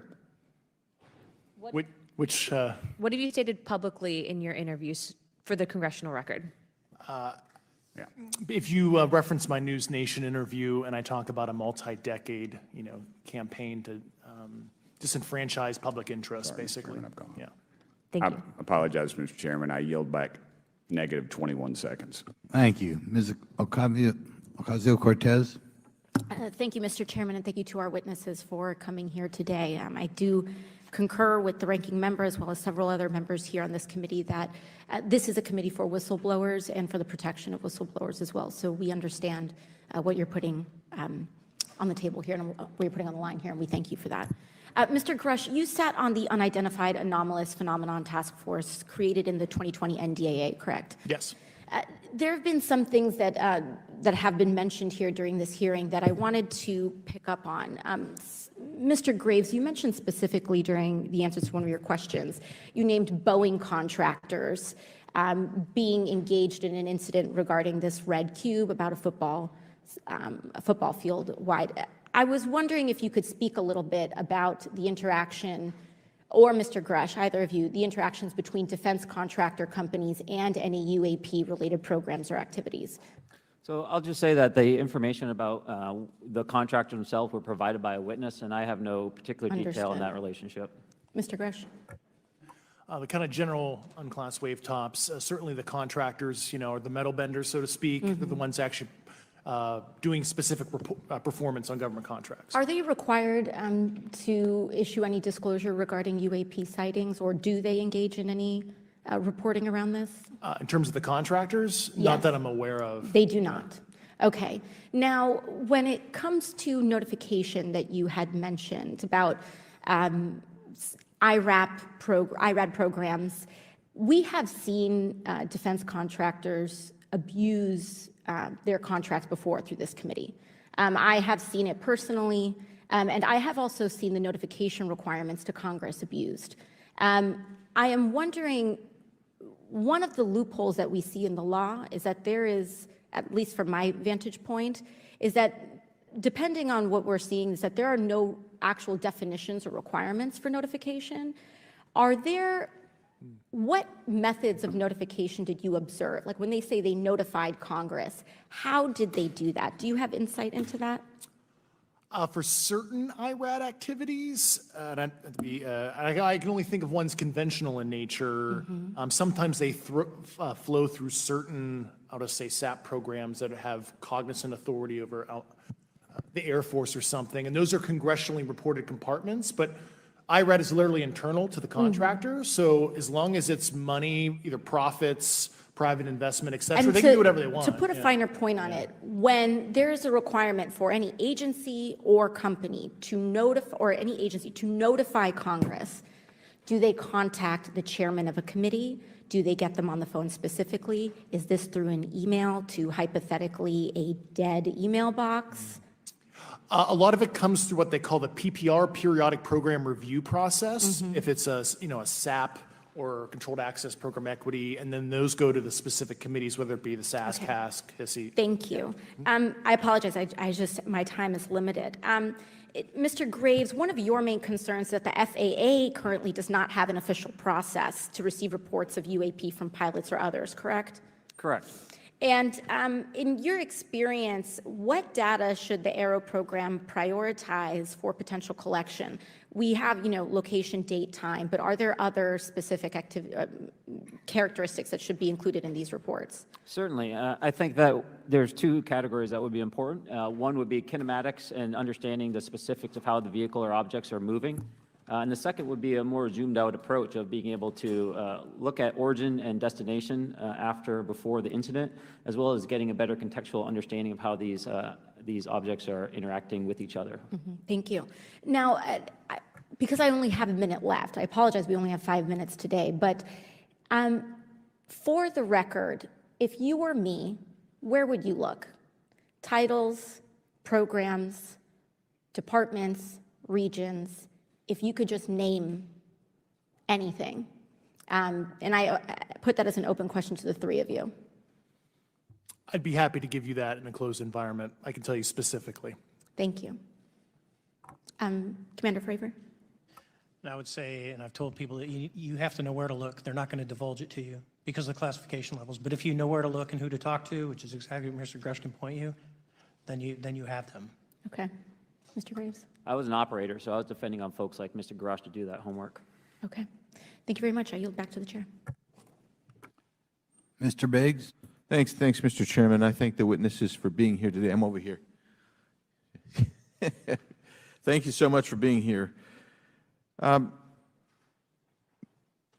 want to get into specifics here, and the reason I'm going to go this way is because you've talked a bit about what I would call misdirection by official U.S. government with regard to UAPs, right?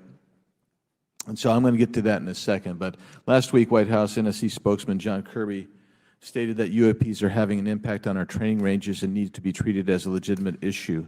Do you concur with his statements? That's for each of you. Yes. Yes. Yes. Okay. Now, having said that, I'm going to take you to specific instances around the Phoenix Valley, because that's where I live. In '97, we had the famous Phoenix Light case. I don't know if any of you are familiar with that. There were two things that went along with that, and the explanation was military training range off Luke and the Barry Goldwater Range. Do you know anything different other than the official explanation of those lights? Only what's in the public vernacular about it. That was outside the scope of my duties. And if we wanted to, just my question along with my colleague from New York, Ms. Ocasio-Cortez, if we wanted to find out more about that, where would we go to find the files, and who would we address? And are you going to tell me we need to go to a SCIF so you can tell us in a SCIF? I could potentially give you a vector on that. That specific case, I'm familiar with it in terms of public, but I give you a vector in closed environment, yeah. That would be good, thank you. So if it's true that UAPs are having an impact on training ranges, and this administration considers it to be a legitimate issue, what steps can Congress take to address training range impacts? And I say that having two very large training ranges in my state. And so we'll start with Mr. Graves and going down the panel. Some of the initial procedures have been implemented, such as within the United States Navy, that have a range failure report that gathers information from pilots. I understand that a service-wide reporting mechanism is still pending. However, that would be a great next step, not only for gathering information, but for showing the troops that it is an acceptable topic and reducing the stigma. Okay, please, all of you continue. Yeah, as a recipient of a lot of those training range reports, sometimes we only get contextual kind of oral reporting. It'd be nice if they attached all sensor data and there's a system in place that can handle multiple classifications of data. And that's an issue with the F-35, right? That jet was never built to be an ISR platform. And it's a pain in the, we'll just say, butt to get that data off. So, yeah. Great. Thank you. Yeah, I would agree with the previous two, being a user of those training ranges, that the data has to be out there. You have to acknowledge that you're seeing them, and then you have to collect the data. Right now, you get the report, someone says, I saw something, but no one collects the radar data to back it up and do research. Okay. Do you believe that the 2019 classification guidelines for UAPs interferes with the federal government's ability to be transparent with the American people? And do you think we need to be more transparent with the American people? All of you, yeah. I'll say yes to that. Yeah, I'm familiar with at least the UAP Task Force 2019 Security Classification Guide.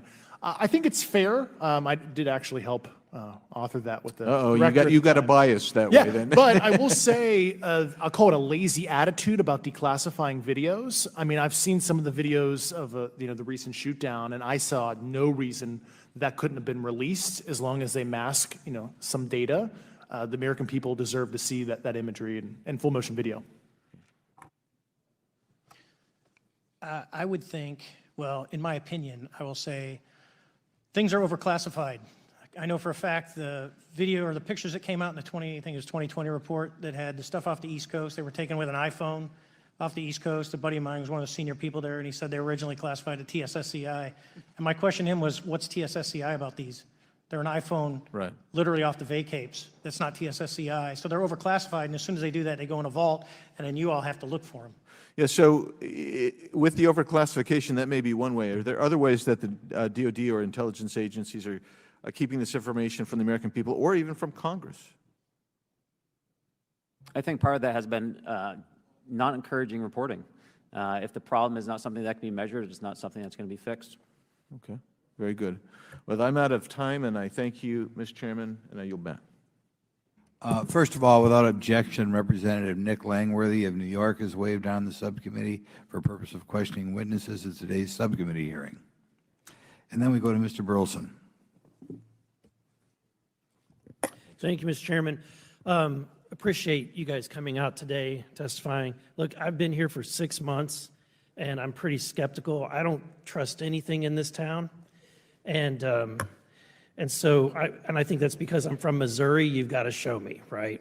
With that being said, there's been a lot of things that have been said in the public, Mr. Grush, and so I want to get down to, if we can, some specifics, right?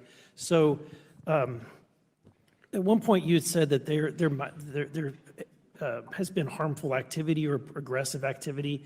Has any of the activity been aggressive, been hostile in your reports? I know of multiple colleagues of mine that got physically injured. And the activity, and I got to by UAPs or by people within the federal government? Both. Okay, so there has been activity by alien or non-human technology and or beings that has caused harm to humans. I can't get into the specifics in an open environment, but at least the activity that I personally witnessed, and I have to be very careful here, because they tell you never to acknowledge tradecraft, right? So what I personally witnessed, myself and my wife, was very disturbing. Okay. One of my constituents actually sent this next question, and I figured I'd ask it since I had the same thought. You've said that the U.S. has intact spacecraft. You said that the government has alien bodies or alien species. Have you seen the spacecraft? I have to be careful to describe what I've seen firsthand and not in this environment, but I could answer that question behind closed doors. Yeah. And have you seen any of the bodies? That's something I've not witnessed myself. Okay, and so with that being said, the other statement that has been made that was intriguing to me it's intriguing because my view has been that we are billions of light years away from any other system.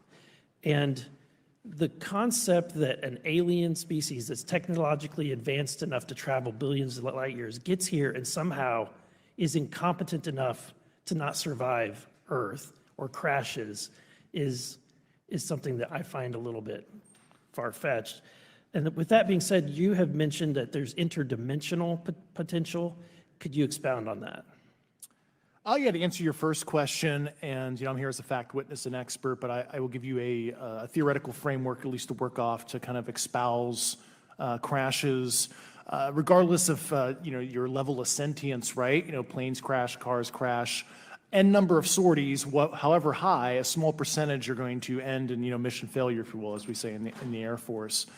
And then in terms of multidimensionality, that kind of thing, the framework that I'm familiar with, for example, is something called the holographic principle.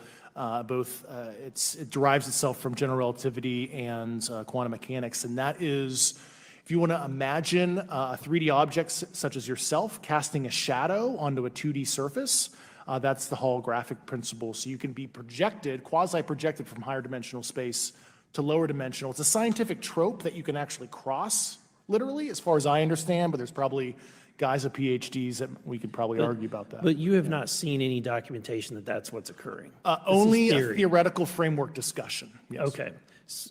Okay. Occam's razor is that these aircraft, have they been identified that they are being produced by domestic, military and contractors? Is there any evidence that that's what's being recovered?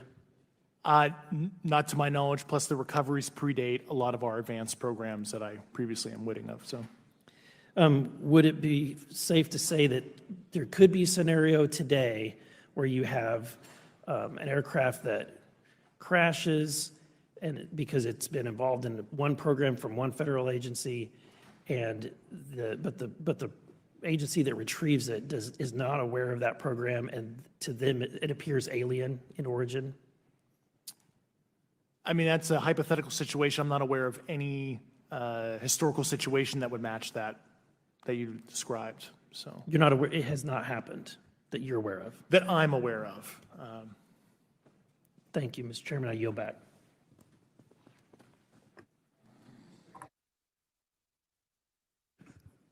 Several months ago, my office received a protected disclosure from Eglin Air Force Base indicating that there was a UAP incident that required my attention. I sought a briefing regarding that episode and brought with me Congressman Burchett and Congresswoman Luna. We asked to see any of the evidence that had been taken by flight crew in this endeavor and to observe any radar signature as well as to meet with the flight crew. We were not afforded access to all of the flight crew. And initially, we were not afforded access to images and to radar. Thereafter, we had a bit of a discussion about how authorities flow in the United States of America, and we did see the image. And we did meet with one member of the flight crew who took the image. The image was of something that I am not able to attach to any human capability, either from the United States or from any of our adversaries. And I'm somewhat informed on the matter, having served on the Armed Services Committee for 7 years, having served on the committee that oversees DARPA and advanced technologies for several years. When we spoke with the flight crew, and when he showed us the photo that he'd taken, I asked why the video wasn't engaged, why we didn't have a FLIR system that worked. Here's what he said. They were out on a test mission that day over the Gulf of Mexico. And when you're on a test mission, you're supposed to have clear airspace. Not supposed to be anything that shows up. And they saw a sequence of 4 craft in a clear diamond formation for which there is a radar sequence that I alone have observed in the United States Congress. One of the pilots goes to check out that diamond formation and sees a large floating, what I can only describe as an orb. Again, like I said, not of any human capability that I'm aware of. And when he approached, he said that his radar went down, he said that his FLIR system malfunctioned, and that he had to manually take this image from one of the lenses, and it was not automated in collection, as you would typically see in a test mission. So I guess I'll start with Commander Fravor. How should we think about the fact that this craft that was approached by our pilot had the capability of disarming a number of the sensor and collection systems on that craft? Well, I think this goes to that national security side, and you can go back through history of things showing up at certain areas and disabling our capabilities, which is disheartening. And for us, I mean, like I said, it completely disabled the radar on the aircraft when it tried to do it, and the only way we could see it is passively, which is how he got that image. So I think that's a concern on what are these doing, not only how do they operate, but their capabilities inside to do things like this.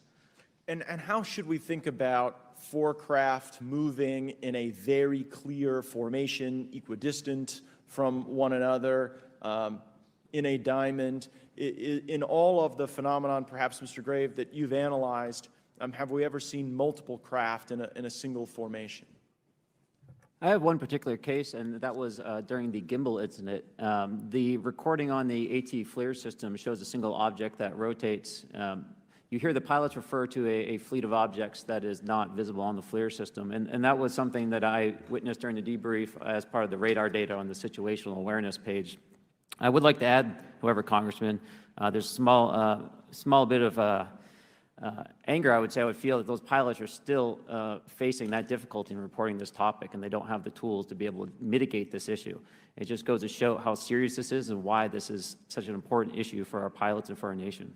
It was stated explicitly to me by these test pilots that if you have a UAP experience, the best thing you can do for your career is forget it and not tell anyone. Because any type of reporting, either above the surface or below the surface, does have a perceived consequence to these people, and that is a culture we must change if we want to get to the truth. Mr. Chairman, I would observe that perhaps as we move forward from this hearing, there are some obvious next steps. Every person watching this knows that we need to meet with Mr. Grush in a secure, compartmentalized facility so that we can get fulsome answers that do not put him in jeopardy and that give us the information we need. Second, I would suggest that the radar images that were collected of this formation of craft out of Eglin Air Force Base, and specifically the actual image taken by the actual flight crew that we can actually validate, be provided to the committee, subpoenaed if necessary, so that we're able to track how to get this type of reporting and analysis done in a more fulsome way. That would be my recommendation, humbly, as a guest here of the Fine Oversight Committee. I yield back. Ms. Mays. Thank you, Mr. Chairman, and good morning to our witnesses who are testifying today. I want to thank each of you for being here to discuss a topic of grave importance to our national security. Earlier this year, a Chinese spy balloon was shot down off the coast of my home state of South Carolina. Since the Roswell incident in 1947, many Americans have wondered about the dangers of unknown objects crisscrossing our skies. Whether these are UAPs or weather phenomena, advanced technology from American allied or enemy forces, or something more out of this world. So my first question, I have several questions, and if we can just be quick on these first two, I'm going to ask each of you the same question, and then I'll get to each of you individually. The first one, when you reported your experiences with a UAP, did any of you face any repercussions with your superiors, yes or no? No. No. I've actually never seen anything personally, believe it or not. So. All right. And then do you believe there's an active disinformation campaign within our government to deny existence of UAPs, yes or no? I don't have an answer to that. As previously stated publicly, yes. I think previously with like Project Blue Book, yes, but currently I don't speak for the United States government. Okay, thank you. I have a few questions for Mr. Graves. What percentage of UAP sightings, in your belief, go unreported by our pilots? This is an approximation based off of my personal experience speaking with a number of pilots, but I would estimate we're somewhere near 5% reporting, perhaps. So like 95% basically don't report seeing UAPs. That's just my personal estimate. In the incident off Virginia Beach, do you believe the Navy took the danger to your aircraft seriously after it was reported? Absolutely. A few questions for Mr. Favor. As an expert naval aviator, have you ever seen an object that looked and moved like the Tic Tac UAP? No. Did the Tic Tac UAP move in such a way that defied the laws of physics? The way we understand them, yes. Many dismiss UAP reports as classified weapons testing by our own government, but in your experience as a pilot, does our government typically test advanced weapon systems right next to multi-million-dollar jets without informing our pilots? No, we have test ranges for that. It took over 15 years for your encounter with the Tic Tac to be declassified. Do you feel there was a good reason to prevent lawmakers from having access to this footage? No, I just think it was ignored when it happened, and it just sat somewhere in a file, never got reported. In a drawer. It happens a lot up here. Shocker. Mr. Grush, a couple of questions for you too, sir, this morning. What percentage of UAPs do you feel are adequately investigated by the U.S. government, of the 5% that are reported? I can only speak for my personal leadership over at NGA. I tried to look at every report that came through that I could triage. So, do you believe that officials at the highest levels of our national security apparatus have unlawfully withheld information from Congress and subverted our oversight authority? there are certain elected leaders that had more information that I'm not sure what they've shared with certain Gang of Eight members or et cetera, but certainly I would not be surprised. Okay. You've stated that the government is in possession of potentially non-human spacecraft. Based on your experience and extensive conversations with experts, do you believe our government has made contact with intelligent extraterrestrials? Something I can't discuss in public setting. Okay, I can't ask when you think this occurred. If you believe we have crashed craft, stated earlier, do we have the bodies of the pilots who piloted this craft? As I've stated publicly already in my News Nation interview, biologics came with some of these recoveries, yeah. Were they, I guess, human or non-human biologics? Non-human, and that was the assessment of people with direct knowledge on the program I talked to that are currently still on the program. And was this documentary evidence, this video, photos, eyewitness? Like, how would that be determined? The specific documentation I would have to talk to you in a skiff about. Gotcha. Okay, so, and you may or may not be able to answer my last question, and maybe we get into a skiff at the next hearing that we have, but who in the government, either what agency, sub-agency, what contractors, who should be called into the next hearing about UAPs, either in a public setting or even in a private setting? And you probably can't name names, but what agencies or organizations, contractors, et cetera, do we need to call in to get these questions answered, whether it's about funding, what programs are happening, and what's out there? I can give you a specific cooperative and hostile witness list of specific individuals that were in those. And how soon can we get that list? I'm happy to provide that to you after the hearing. Super, thank you, and I yield back. Okay, now we have Mr. Langworthy. Is he here? Okay. Thank you very much. I'd like to thank all of the witnesses for being here today to discuss this very unique topic. And I'd like to jump right into my questions, if you don't mind. Commander Fravor, can you briefly describe your background?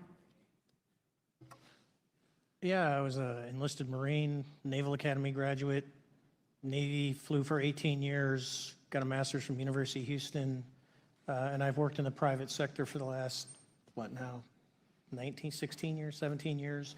I do a lot of defense work. So Really gold-plated credentials.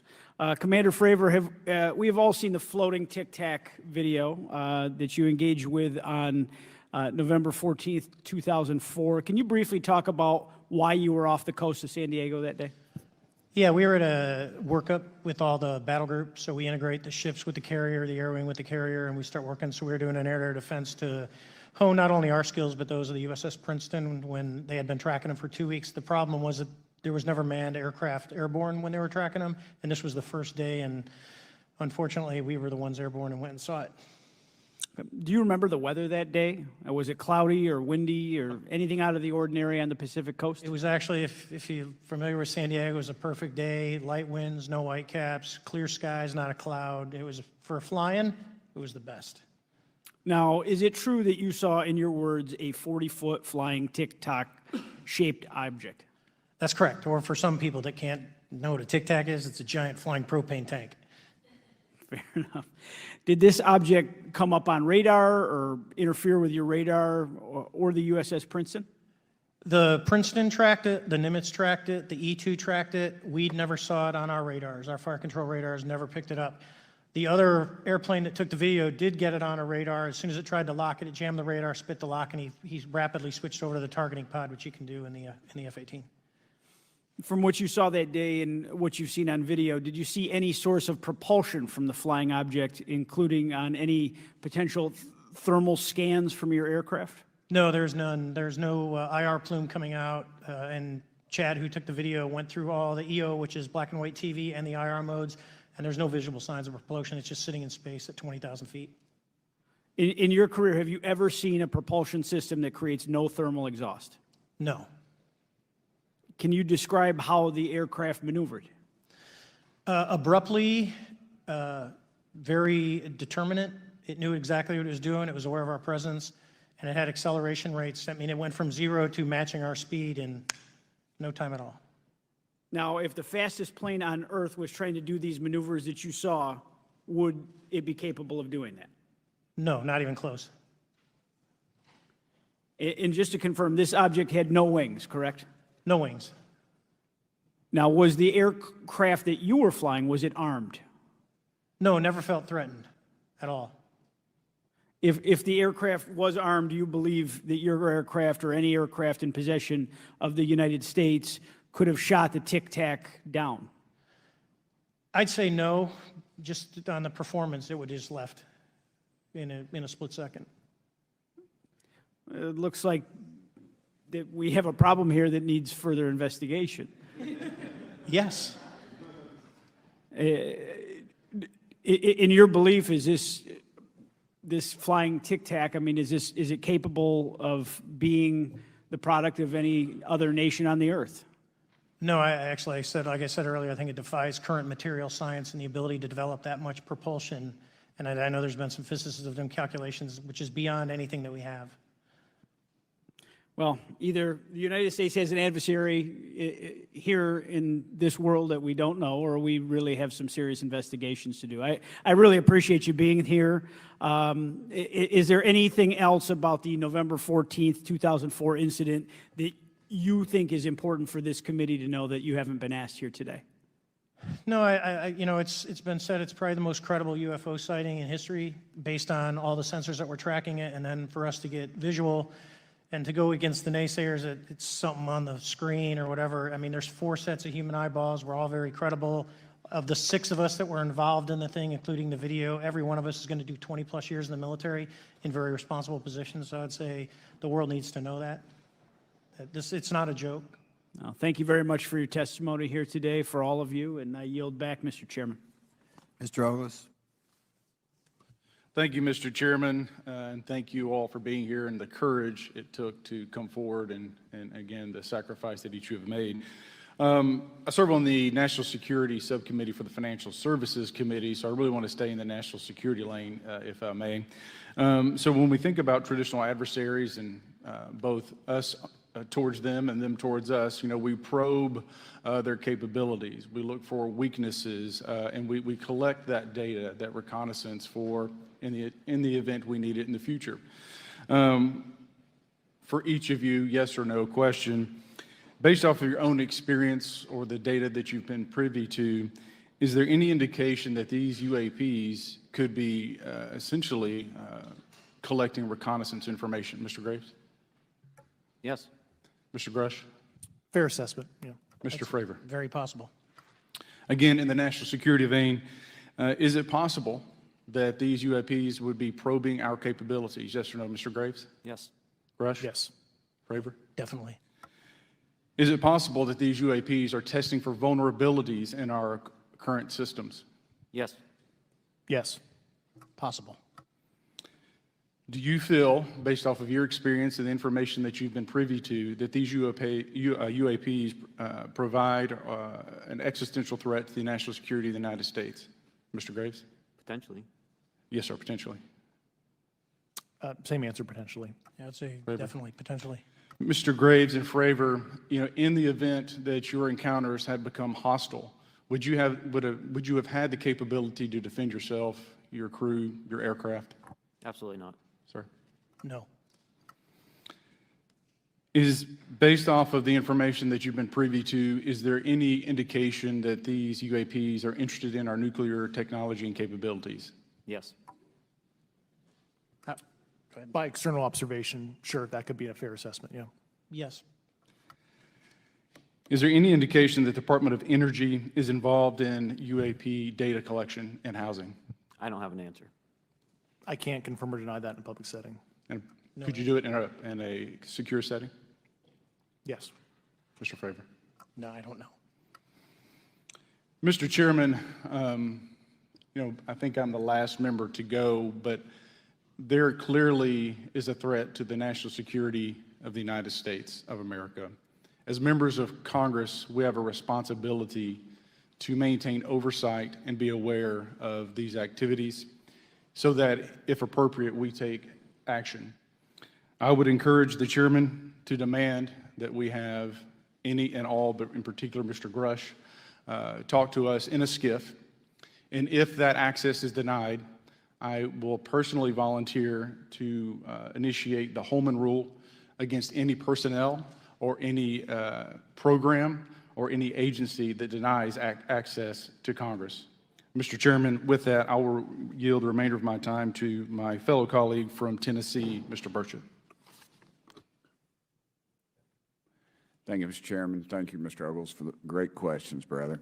Mr. Grush, I might have asked this before, but I want to make sure. Do you have any personal knowledge of someone who's possibly been injured working on legacy UAP reverse engineering? Yes. Okay. How were they injured? Is it something like a radioactive type situation or something we didn't understand? I've heard people talk about Havana syndrome type incidences. What was your recollection of that? I can't get into specifics, but you could imagine assessing an unknown unknown. There's a lot of potentialities you can't fully prepare for. How do you think we ought to handle UAP whistleblower complaints like yours in the future? Yeah, there was some issue with mine. So, PPD 19 process, it goes to the Intel committees, either through PPD 19 or ICD 120. There's not a good way for the Intelligence Community Inspector General to provide that to other committees. And I asked my information to be sent to the House and Senate Armed Services Committee because there are Title X equities at play, but there was no smooth process to do so. Yeah. That's a trash can. Are you aware of any individuals that are participating in reverse engineering programs for non-terrestrial craft? Personally, yes. Do you know any that would be willing to testify if there were protections for them? Certainly closed door and assurances that breaking their NDA, they're not going to get administratively punished for so. Yeah. I yield, Mr. Chairman. Thank you. We're going to do something a little bit out of the ordinary here. We're going to give 3 people a chance at an additional 3 minutes. So Mr. Burchett, do you want to keep going? Why don't you come back to me, Mr. Chairman? Ms. Luna, if she's is she on that list? Sure. Chairman, I'd like to submit for the record an article by News Nation, and it follows Mr. Grush's full interview for the record. Without objection. Thank you. Mr. Grush, why is it that you refer to the phenomenon as non-human intelligence? Why deviate from the basis of extraterrestrial life? I think the phenomenon is very complex, and I like to leave an open mind analytically to specific origin. When you say specific origin, are you can you elaborate on that for those that might not? If it's a traditional extraterrestrial origin or something else that we don't quite understand from either a biological or astrophysics perspective, I just like to keep an open mind on what it could be, Okay, and referring to your News Nation interview, you had referenced specific treaties between governments. Article 3 of the Nuclear Arms Treaty with Russia identifies UAPs. It specifically mentions them. To your knowledge, are there safety measures in place with foreign governments or other superpowers to avoid an escalatory situation in the event that a UAP malevolent event occurs? Yeah, you're referring to actual a public treaty in the UN Register. It's funny you mentioned that. Yeah, the Agreement on Measures to Reduce the Risk of Outbreak of Nuclear War, signed in 1971. Unclassified treaty, publicly available. And if you cite the George Washington University National Security Archives, you will find the declassified in 2013 specific provisions in the specific red line flash message traffic with the specific codes pursuant to Article 3 and Article, also Situation 2, which is in the previously classified NSA archive.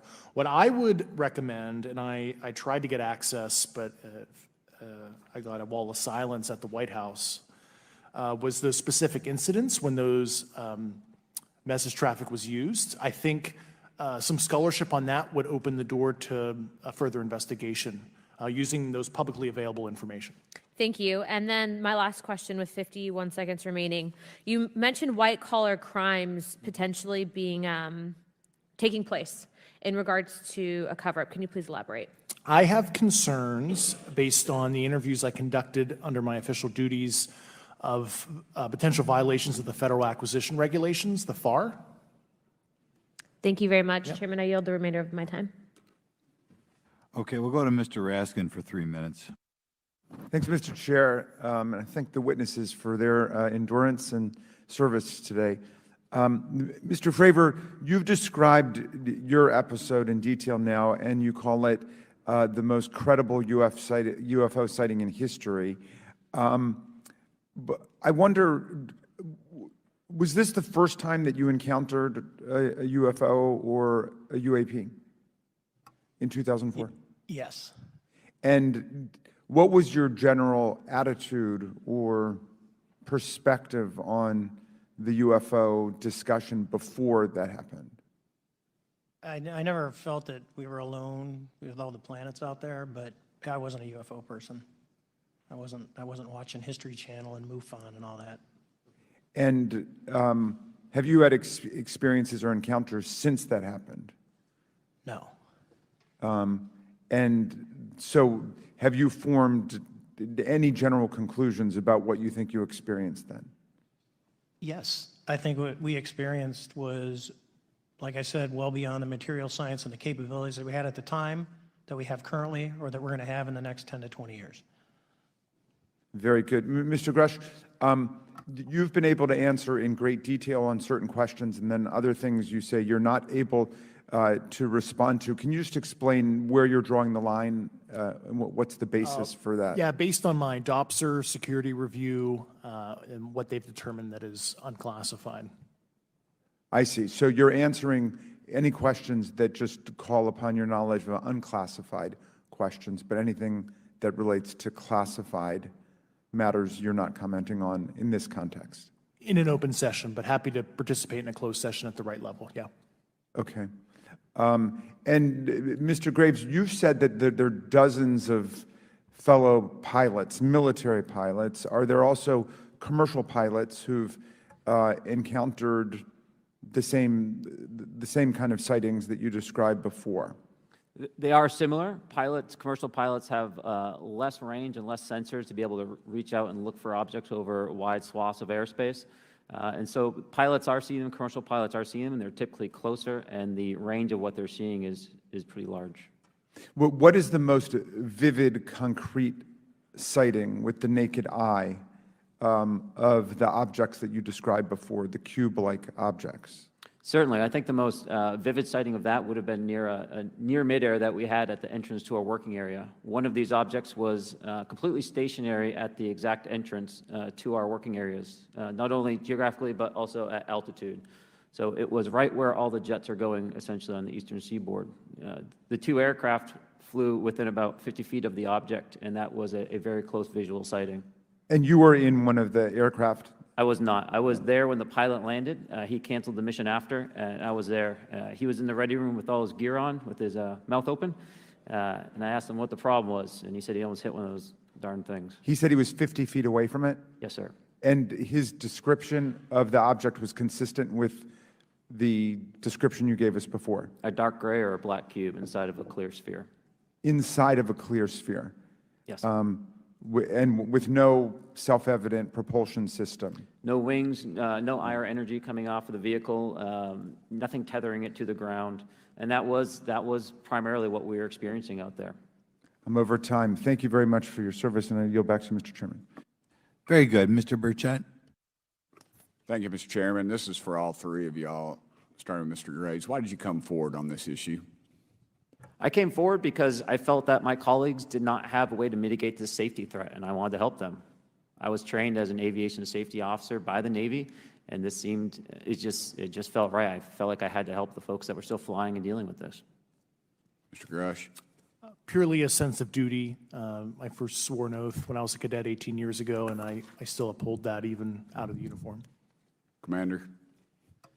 I was pestered by a friend, and I asked why, and he said, "You're the one person that they can't discredit, and you'll add credibility to the New York Times article." And so after about 6 times, I said, "Okay." Honest. Yeah. This town isn't made, unfortunately, by people like y'all. We thank y'all. And I do want to also thank the people in the audience and the people that are watching this that can't be, people all over the world that have kept this issue alive. You've endured criticism and derogatory remarks, and we're trying to get to the bottom of it. And so God bless y'all. Thank y'all so much. We really appreciate you guys and gals.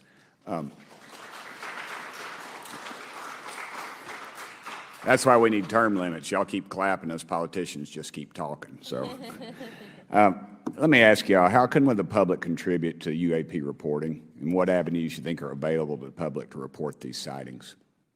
Well, right now, I don't think there is a lot of public options for every man to be able to report on this. I think even for professionals that have sensor data that are seeing these on a regular basis, they're still hesitant to come forward.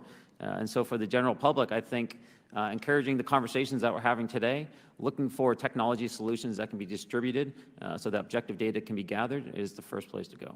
Mr. Grush? I'll just touch on the whistleblower side of it. I do encourage, current and former military, intelligence community, and industry contractors to come forward in a legal way, either through the IC or DoD or whatever the cognizant IGs are, to lead, join me in this discussion. Commander, and I guess I should say this for the record. My daddy was United States Marine Corps, 1st Marine Division, so. Hoorah. Yes, sir. He was old school, him and Chesty Puller on Peleliu, so thank you, wow. brother. Wow. Yes, sir. I'm not anything like my daddy. He was incredible. I'm very mediocre, to say the least, but go ahead. You seem to be doing fine. Yeah. For me, I was an accident investigator, so the biggest thing that you learn, and I think that witnesses need to do is, one, don't try and make the fish bigger than it was. Stick to the facts, write it down, and don't speculate what you think it is because it will sway your decision. Just write the facts down. We can get all the facts together and we can start to investigate and get a real honest story instead of it was this big. Thank you all, and I want to thank everybody. We made history today. Mr. Chairman, I yield. Thank you much, Mr. Garcia. Thank you. I know now we're going to be making some closing remarks, and so I just wanted to say a few things. First, to our witnesses, I want to thank all of you for being here with us today. I know that it takes a lot of courage. You're telling really important information to this committee, and I just want to thank you also for all three of you, your service to our country. I also want to just note that today's hearing was both important but also serious, and I want to thank our subcommittee chairman, Mr. Grothman, I think for running a very fair and substantive hearing. I do want to thank the committee staff on both sides for the amount of work that it took to put this hearing in place, and certainly to all the members that have been involved in this issue prior to the hearing. I also want to note for our witnesses and for the public that I'm a freshman member of Congress and I've only been here for 7 months, but this is by far the most bipartisan conversation and discussion that I have seen happen in the Congress. And I think that a topic of this significance as it relates to our national security, as it relates to information that we're trying to gather for the American public, does bring people together, and I think that's been really great to see. I think it's also important to note for the public, today in our hearing, we had on our side also both our full ranking member, which is Mr. Raskin, and our vice ranking member, which is Ms. Ocasio-Cortez, both here at our hearing. I think it shows the importance and seriousness that our side of the aisle is taking to this important hearing, but also to the broader issue as it relates to working with our Republican counterparts on this committee. I want to additionally add that I think, and I think it's really important that we have and continue these discussions and these hearings. Clearly, there's a lot of information that we don't know, but it's also very clear that we have to continue our investigation and accountability on asking the right questions and ensuring that they're part of the public record. One thing that was important today is some folks might wonder, why are we asking questions that might already be out there or that have been asked before? It's important that they're asked and put into the public record as it relates to this committee. And so I want to thank you for, answering some questions multiple times. I know, not just in maybe meetings you had with some members, but also here in the public. Let me also just add an additional note that it's important also that our friends in the media and those that are not just reporting on this hearing, but that have reported on this topic and that may in the future, the media has an important role in this process. And it's very important that the media engages, does independent investigation, and reports on not just what happened today, but what they see independently as what is happening around UAPs in the broader community. That is also an important public benefit that we have in trying to get the information and the facts as it relates to this. Let me also just say finally that as a teacher and an educator and a longtime teacher and researcher, that I also really believe in following facts, in doing your homework, and making sure that you follow science as we try to give as most information as possible. And so I want to thank you all for agreeing to do that today. Transparency is the cornerstone of government. We live in a vast galaxy, a lot of unanswered questions, and thank you all for being here today. Mr. Chairman. Thank you. I'd like to one more time thank Mr. Burchett and Ms. Luna for bringing this to our attention. It's a topic that has interested me since I was in school. It was a very illuminating hearing. Obviously, I think several of us are going to look forward to getting some answers in a more confidential setting. I assume some legislation will come out of this. Sure. I apologize, Mr. Chairman. I need to compliment the folks in my office that did a lot of the work on this. Rachel and Noah sitting behind me here. They're very quiet and humble, but if without them, this thing would not have come off like it did, so I apologize. Thank you. I think we're going to want to look into what we can do to make more of this information public. I think there's certainly a time period after which it should always be made public, and people have been concerned about these issues, like I said, since I was in high school. But in any event, I'd like to thank everybody who was here, sticking through the entire hearing. Without objection, the members will have 5 legislative days to submit materials and to submit additional written questions for the witnesses, which will be forwarded to the witnesses for their response. If there's no further business, without objection, the subcommittee stands adjourned.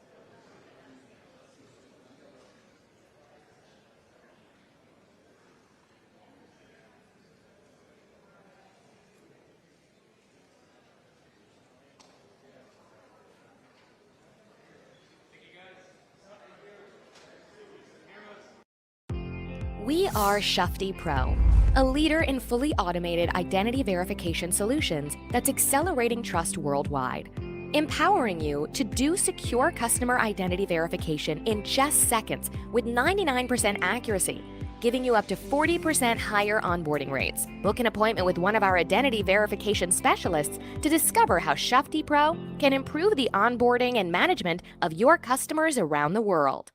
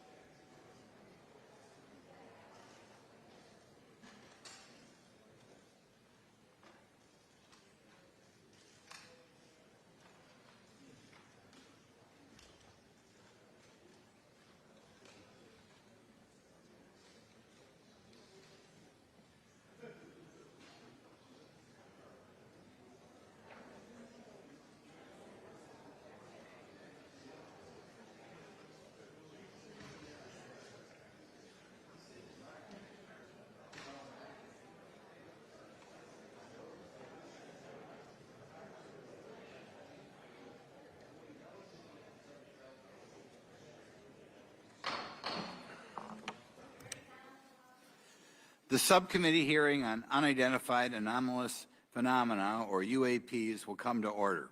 Welcome, everyone. Without objection, the chair may declare a recess at any time. Additionally, without objection, the following members are waived onto the subcommittee for the purpose of participating in today's hearing: Mr. Burchett of Tennessee, Ms. Luna of Florida, Mr. Getz of Florida, Mr. Burleson of Missouri, Mrs. Ocasio-Cortez of New York, and Mr. Ogles of Tennessee. Without objection, so ordered. For today's subcommittee hearing, both the chair and ranking member will have 10 minutes for opening remarks. We may both be giving some of those minutes to other members of our party. I'm now going to recognize myself for 10 minutes. I'm actually going to try to get out of here in about 4, and then we'll give it to some of my friends over here.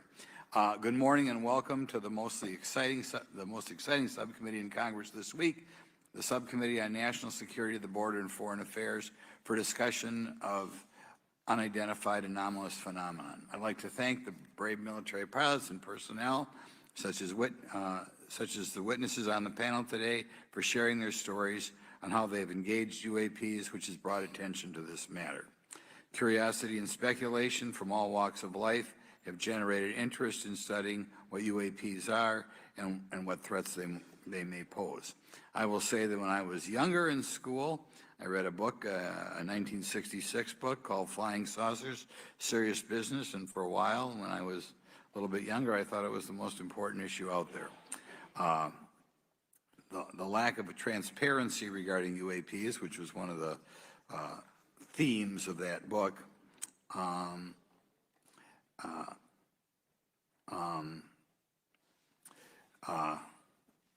in any event, it's led to interest in studying what UAPs are and what threats they pose. The lack of transparency regarding UAPs has fueled wild speculation and debate for decades, eroding public trust in the very institutions that are meant to serve and protect them, as is evidenced by the large number of people we have here. I also want to point out in 1966, President Gerald Ford claimed to have seen a UFO, and in 1969 in Georgia, Jimmy Carter claimed to have seen a UFO. So this has led Congress to establish entities to examine UAPs. The National Defense Authorization Act of 2022 established the All Domain Anomaly Resolution Office, or AARO, to conduct or to coordinate efforts across the Department of Defense and other federal agencies to detect, identify, and investigate UAPs. However, AARO's budget remains classified, prohibiting meaningful oversight from Congress. In addition to AARO's efforts, NASA is leading an independent study on UAPs that will identify how UAP data is gathered from both civilian and government entities that can be analyzed to shed light on the topic. However, despite these offices being established, there lies a pressing demand for government transparency and accountability that cannot be overlooked, and that's been a problem that's been around for 50 years. The Biden administration handling of the Chinese spy balloon that violated U.S. airspace is one example how the government is not prepared for these. The Biden administration's description of events has shown that the government continues not to be forthright. Between the Chinese balloon being shot down and 2 UAPs subsequently shot down following the event earlier this year, the U.S. government spent $1.5 million in taxpayer dollars on missiles, yet we have seen little clarity from the Biden administration. We must demand transparency from the Department of Defense, our intelligence community, and our defense industry on the UAP work. We're going to ask some questions about that today. Congress recognizes the subject of UAPs as multifaceted and requires a careful, data-driven approach.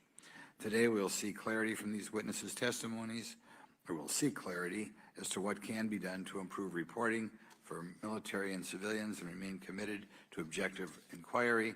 Congress should work to ensure that knowledge is not driven by fear.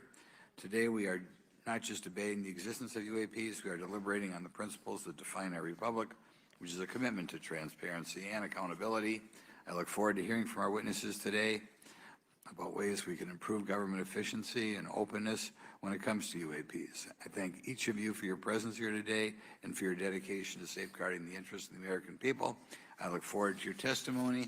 Now I'm going to turn it over for 2.5 or 3 minutes to Representative Burchett from Tennessee. Thank you, Mr. Chairman. Thank you all for being here. I want to thank everybody for making this happen today, and I want to remind everybody this is a nonpartisan issue. This has nothing to do with party politics. I think the cover-up goes a lot deeper than that. I also want to thank my colleagues, Representative Anna Paulina Luna, sitting beside me here, Jared Moskowitz, my friend across the aisle, has an incredible mind, and I'm anxious to hear his questions, my buddy Eric Burleson, and it's not in my notes here, but Matt Gates. If it hadn't been for Matt Gates, myself, him, and Luna would still be down at Eglin Air Force Base trying to get some answers. He's got an incredible legal mind. Also, I know I saw it in the crowd there, George Knapp, my buddy Jeremy Corbell. They're not witnesses, but they've provided some statements on this subject, and I seek unanimous consent to enter those statements into the record, Mr. Chairman. Without objection. Also, would like to enter in, I understand now that this is unclassified and it's public record, but as we all know, that's sometimes difficult for the public to get a hold of. A report, Defense Intelligence Reference Documents, Advanced Space Propulsion Based on Vacuum, Space-Time Metric Engineering, some light reading for some of our members. Without objection. Thank you. Mr. Knapp wrote, since 1969, the position our military has been that UFOs pose no threat to national security and are not worthy of further study. I'd say that's the biggest understatement of the decade. He also goes on to talk about the dismissive attitude. It's at odds with what was revealed in documents, reports, and internal memos. And Mr. Cabral says, as he writes these words, the UFO is emerging as a major topic of global importance. I can state that as a fact.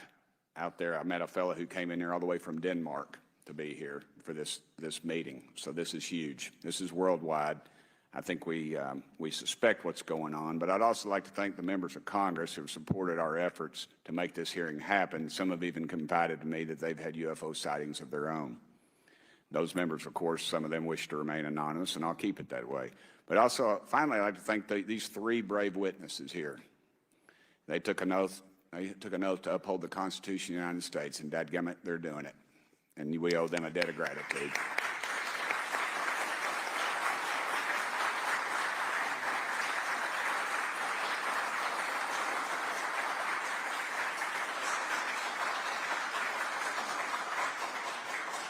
Y'all quit clapping. You're cutting in on my time. Just kidding. These folks, they've got nothing to gain from this, and I think you're going to find out that they've endured quite a few slings and arrows. We need to remember them in our prayers and their families. And I'm thankful to them for their honest testimonies. They have done interviews and appeared in documentaries like Accidental Truth to get their stories out there, and now they are all here to testify under oath for Congress. It's been so difficult to get here today. I've said, you know, in the Baptist church, we'd say that the devil's in our way. And the devil has been in our way through this thing. We've run into roadblocks from members, from the intelligence community, the Pentagon. I proposed legislation to go in the FAA reauthorization that just said if an airline pilot has a sighting, that when he makes that report to the FAA, that it would come to Congress. But I was told that the intelligence community did not like that, and the amendment was not even heard in committee. I think it's time for this country to take back our country. We need to tell the folks at the Pentagon they work for us. Dadgummit, we don't work for them. And that's exactly the point. This is an issue of government transparency. We can't trust a government that does not trust its people. We're not bringing little green men or flying saucers into the hearing. Sorry to disappoint about half y'all. We're just going to get to the facts. We're going to uncover the cover-up, and I hope this is just the beginning of many more hearings and more people coming forward about this. And I yield back the remainder of my time. I think, is it to Representative Luna, Mr. Chairman, or is that? Yeah, we'll call Ms. Luna for her statement. The circumstances surrounding UAPs has captivated the attention of the American people for decades, ingrained in even the minds of our nation's leaders from Jimmy Carter to Barack Obama, Hillary Clinton to Donald Trump, Marco Rubio to Chuck Schumer, John Radcliffe to National Security Council officials. Yet from Roswell, New Mexico to the coast of Jacksonville, Florida, the sightings of UAPs have rarely been explained by the people who have firsthand accounts of these situations. This is largely due to the lack of transparency by our own government and the failure of our elected leaders to make good on their promises to release explanations and footage and mountains of overclassified documents that continue to be hidden from the American people. This isn't just how I feel. In fact, the American people largely believe that the government has actively covered up the truth about UAPs. One poll in particular found that 68% of Americans believe that the government is hiding information about UAPs and not being honest about what we know about them. And from my personal experience, I believe the same thing. Another poll found that nearly half Americans believe that the federal government is doing a very bad or somewhat bad job of dealing with reports of UFO sightings. As Representative Burchett just referenced on the FAA bill that just went through, you can tell that that's exactly happening. Considering the thousands of testimonies and videos taken on people's phones and eyewitnesses' accounts made by credible witnesses such as doctors, pilots, scientists, and active duty service members, it is unacceptable to continue to gaslight Americans into thinking that this is not happening or that the potential of intelligent life forms exists other than humans. Even more alarming is the fact that these eyewitnesses are many times service members and have no assurance that their lives will not be negatively impacted or even harmed by their experiences. In being an active duty service member working on an airfield, I've had conversations with many pilots where they were in fear of coming forward for retribution and or being taken off flight status. How do we know this? Because the government has said nothing to assure us otherwise.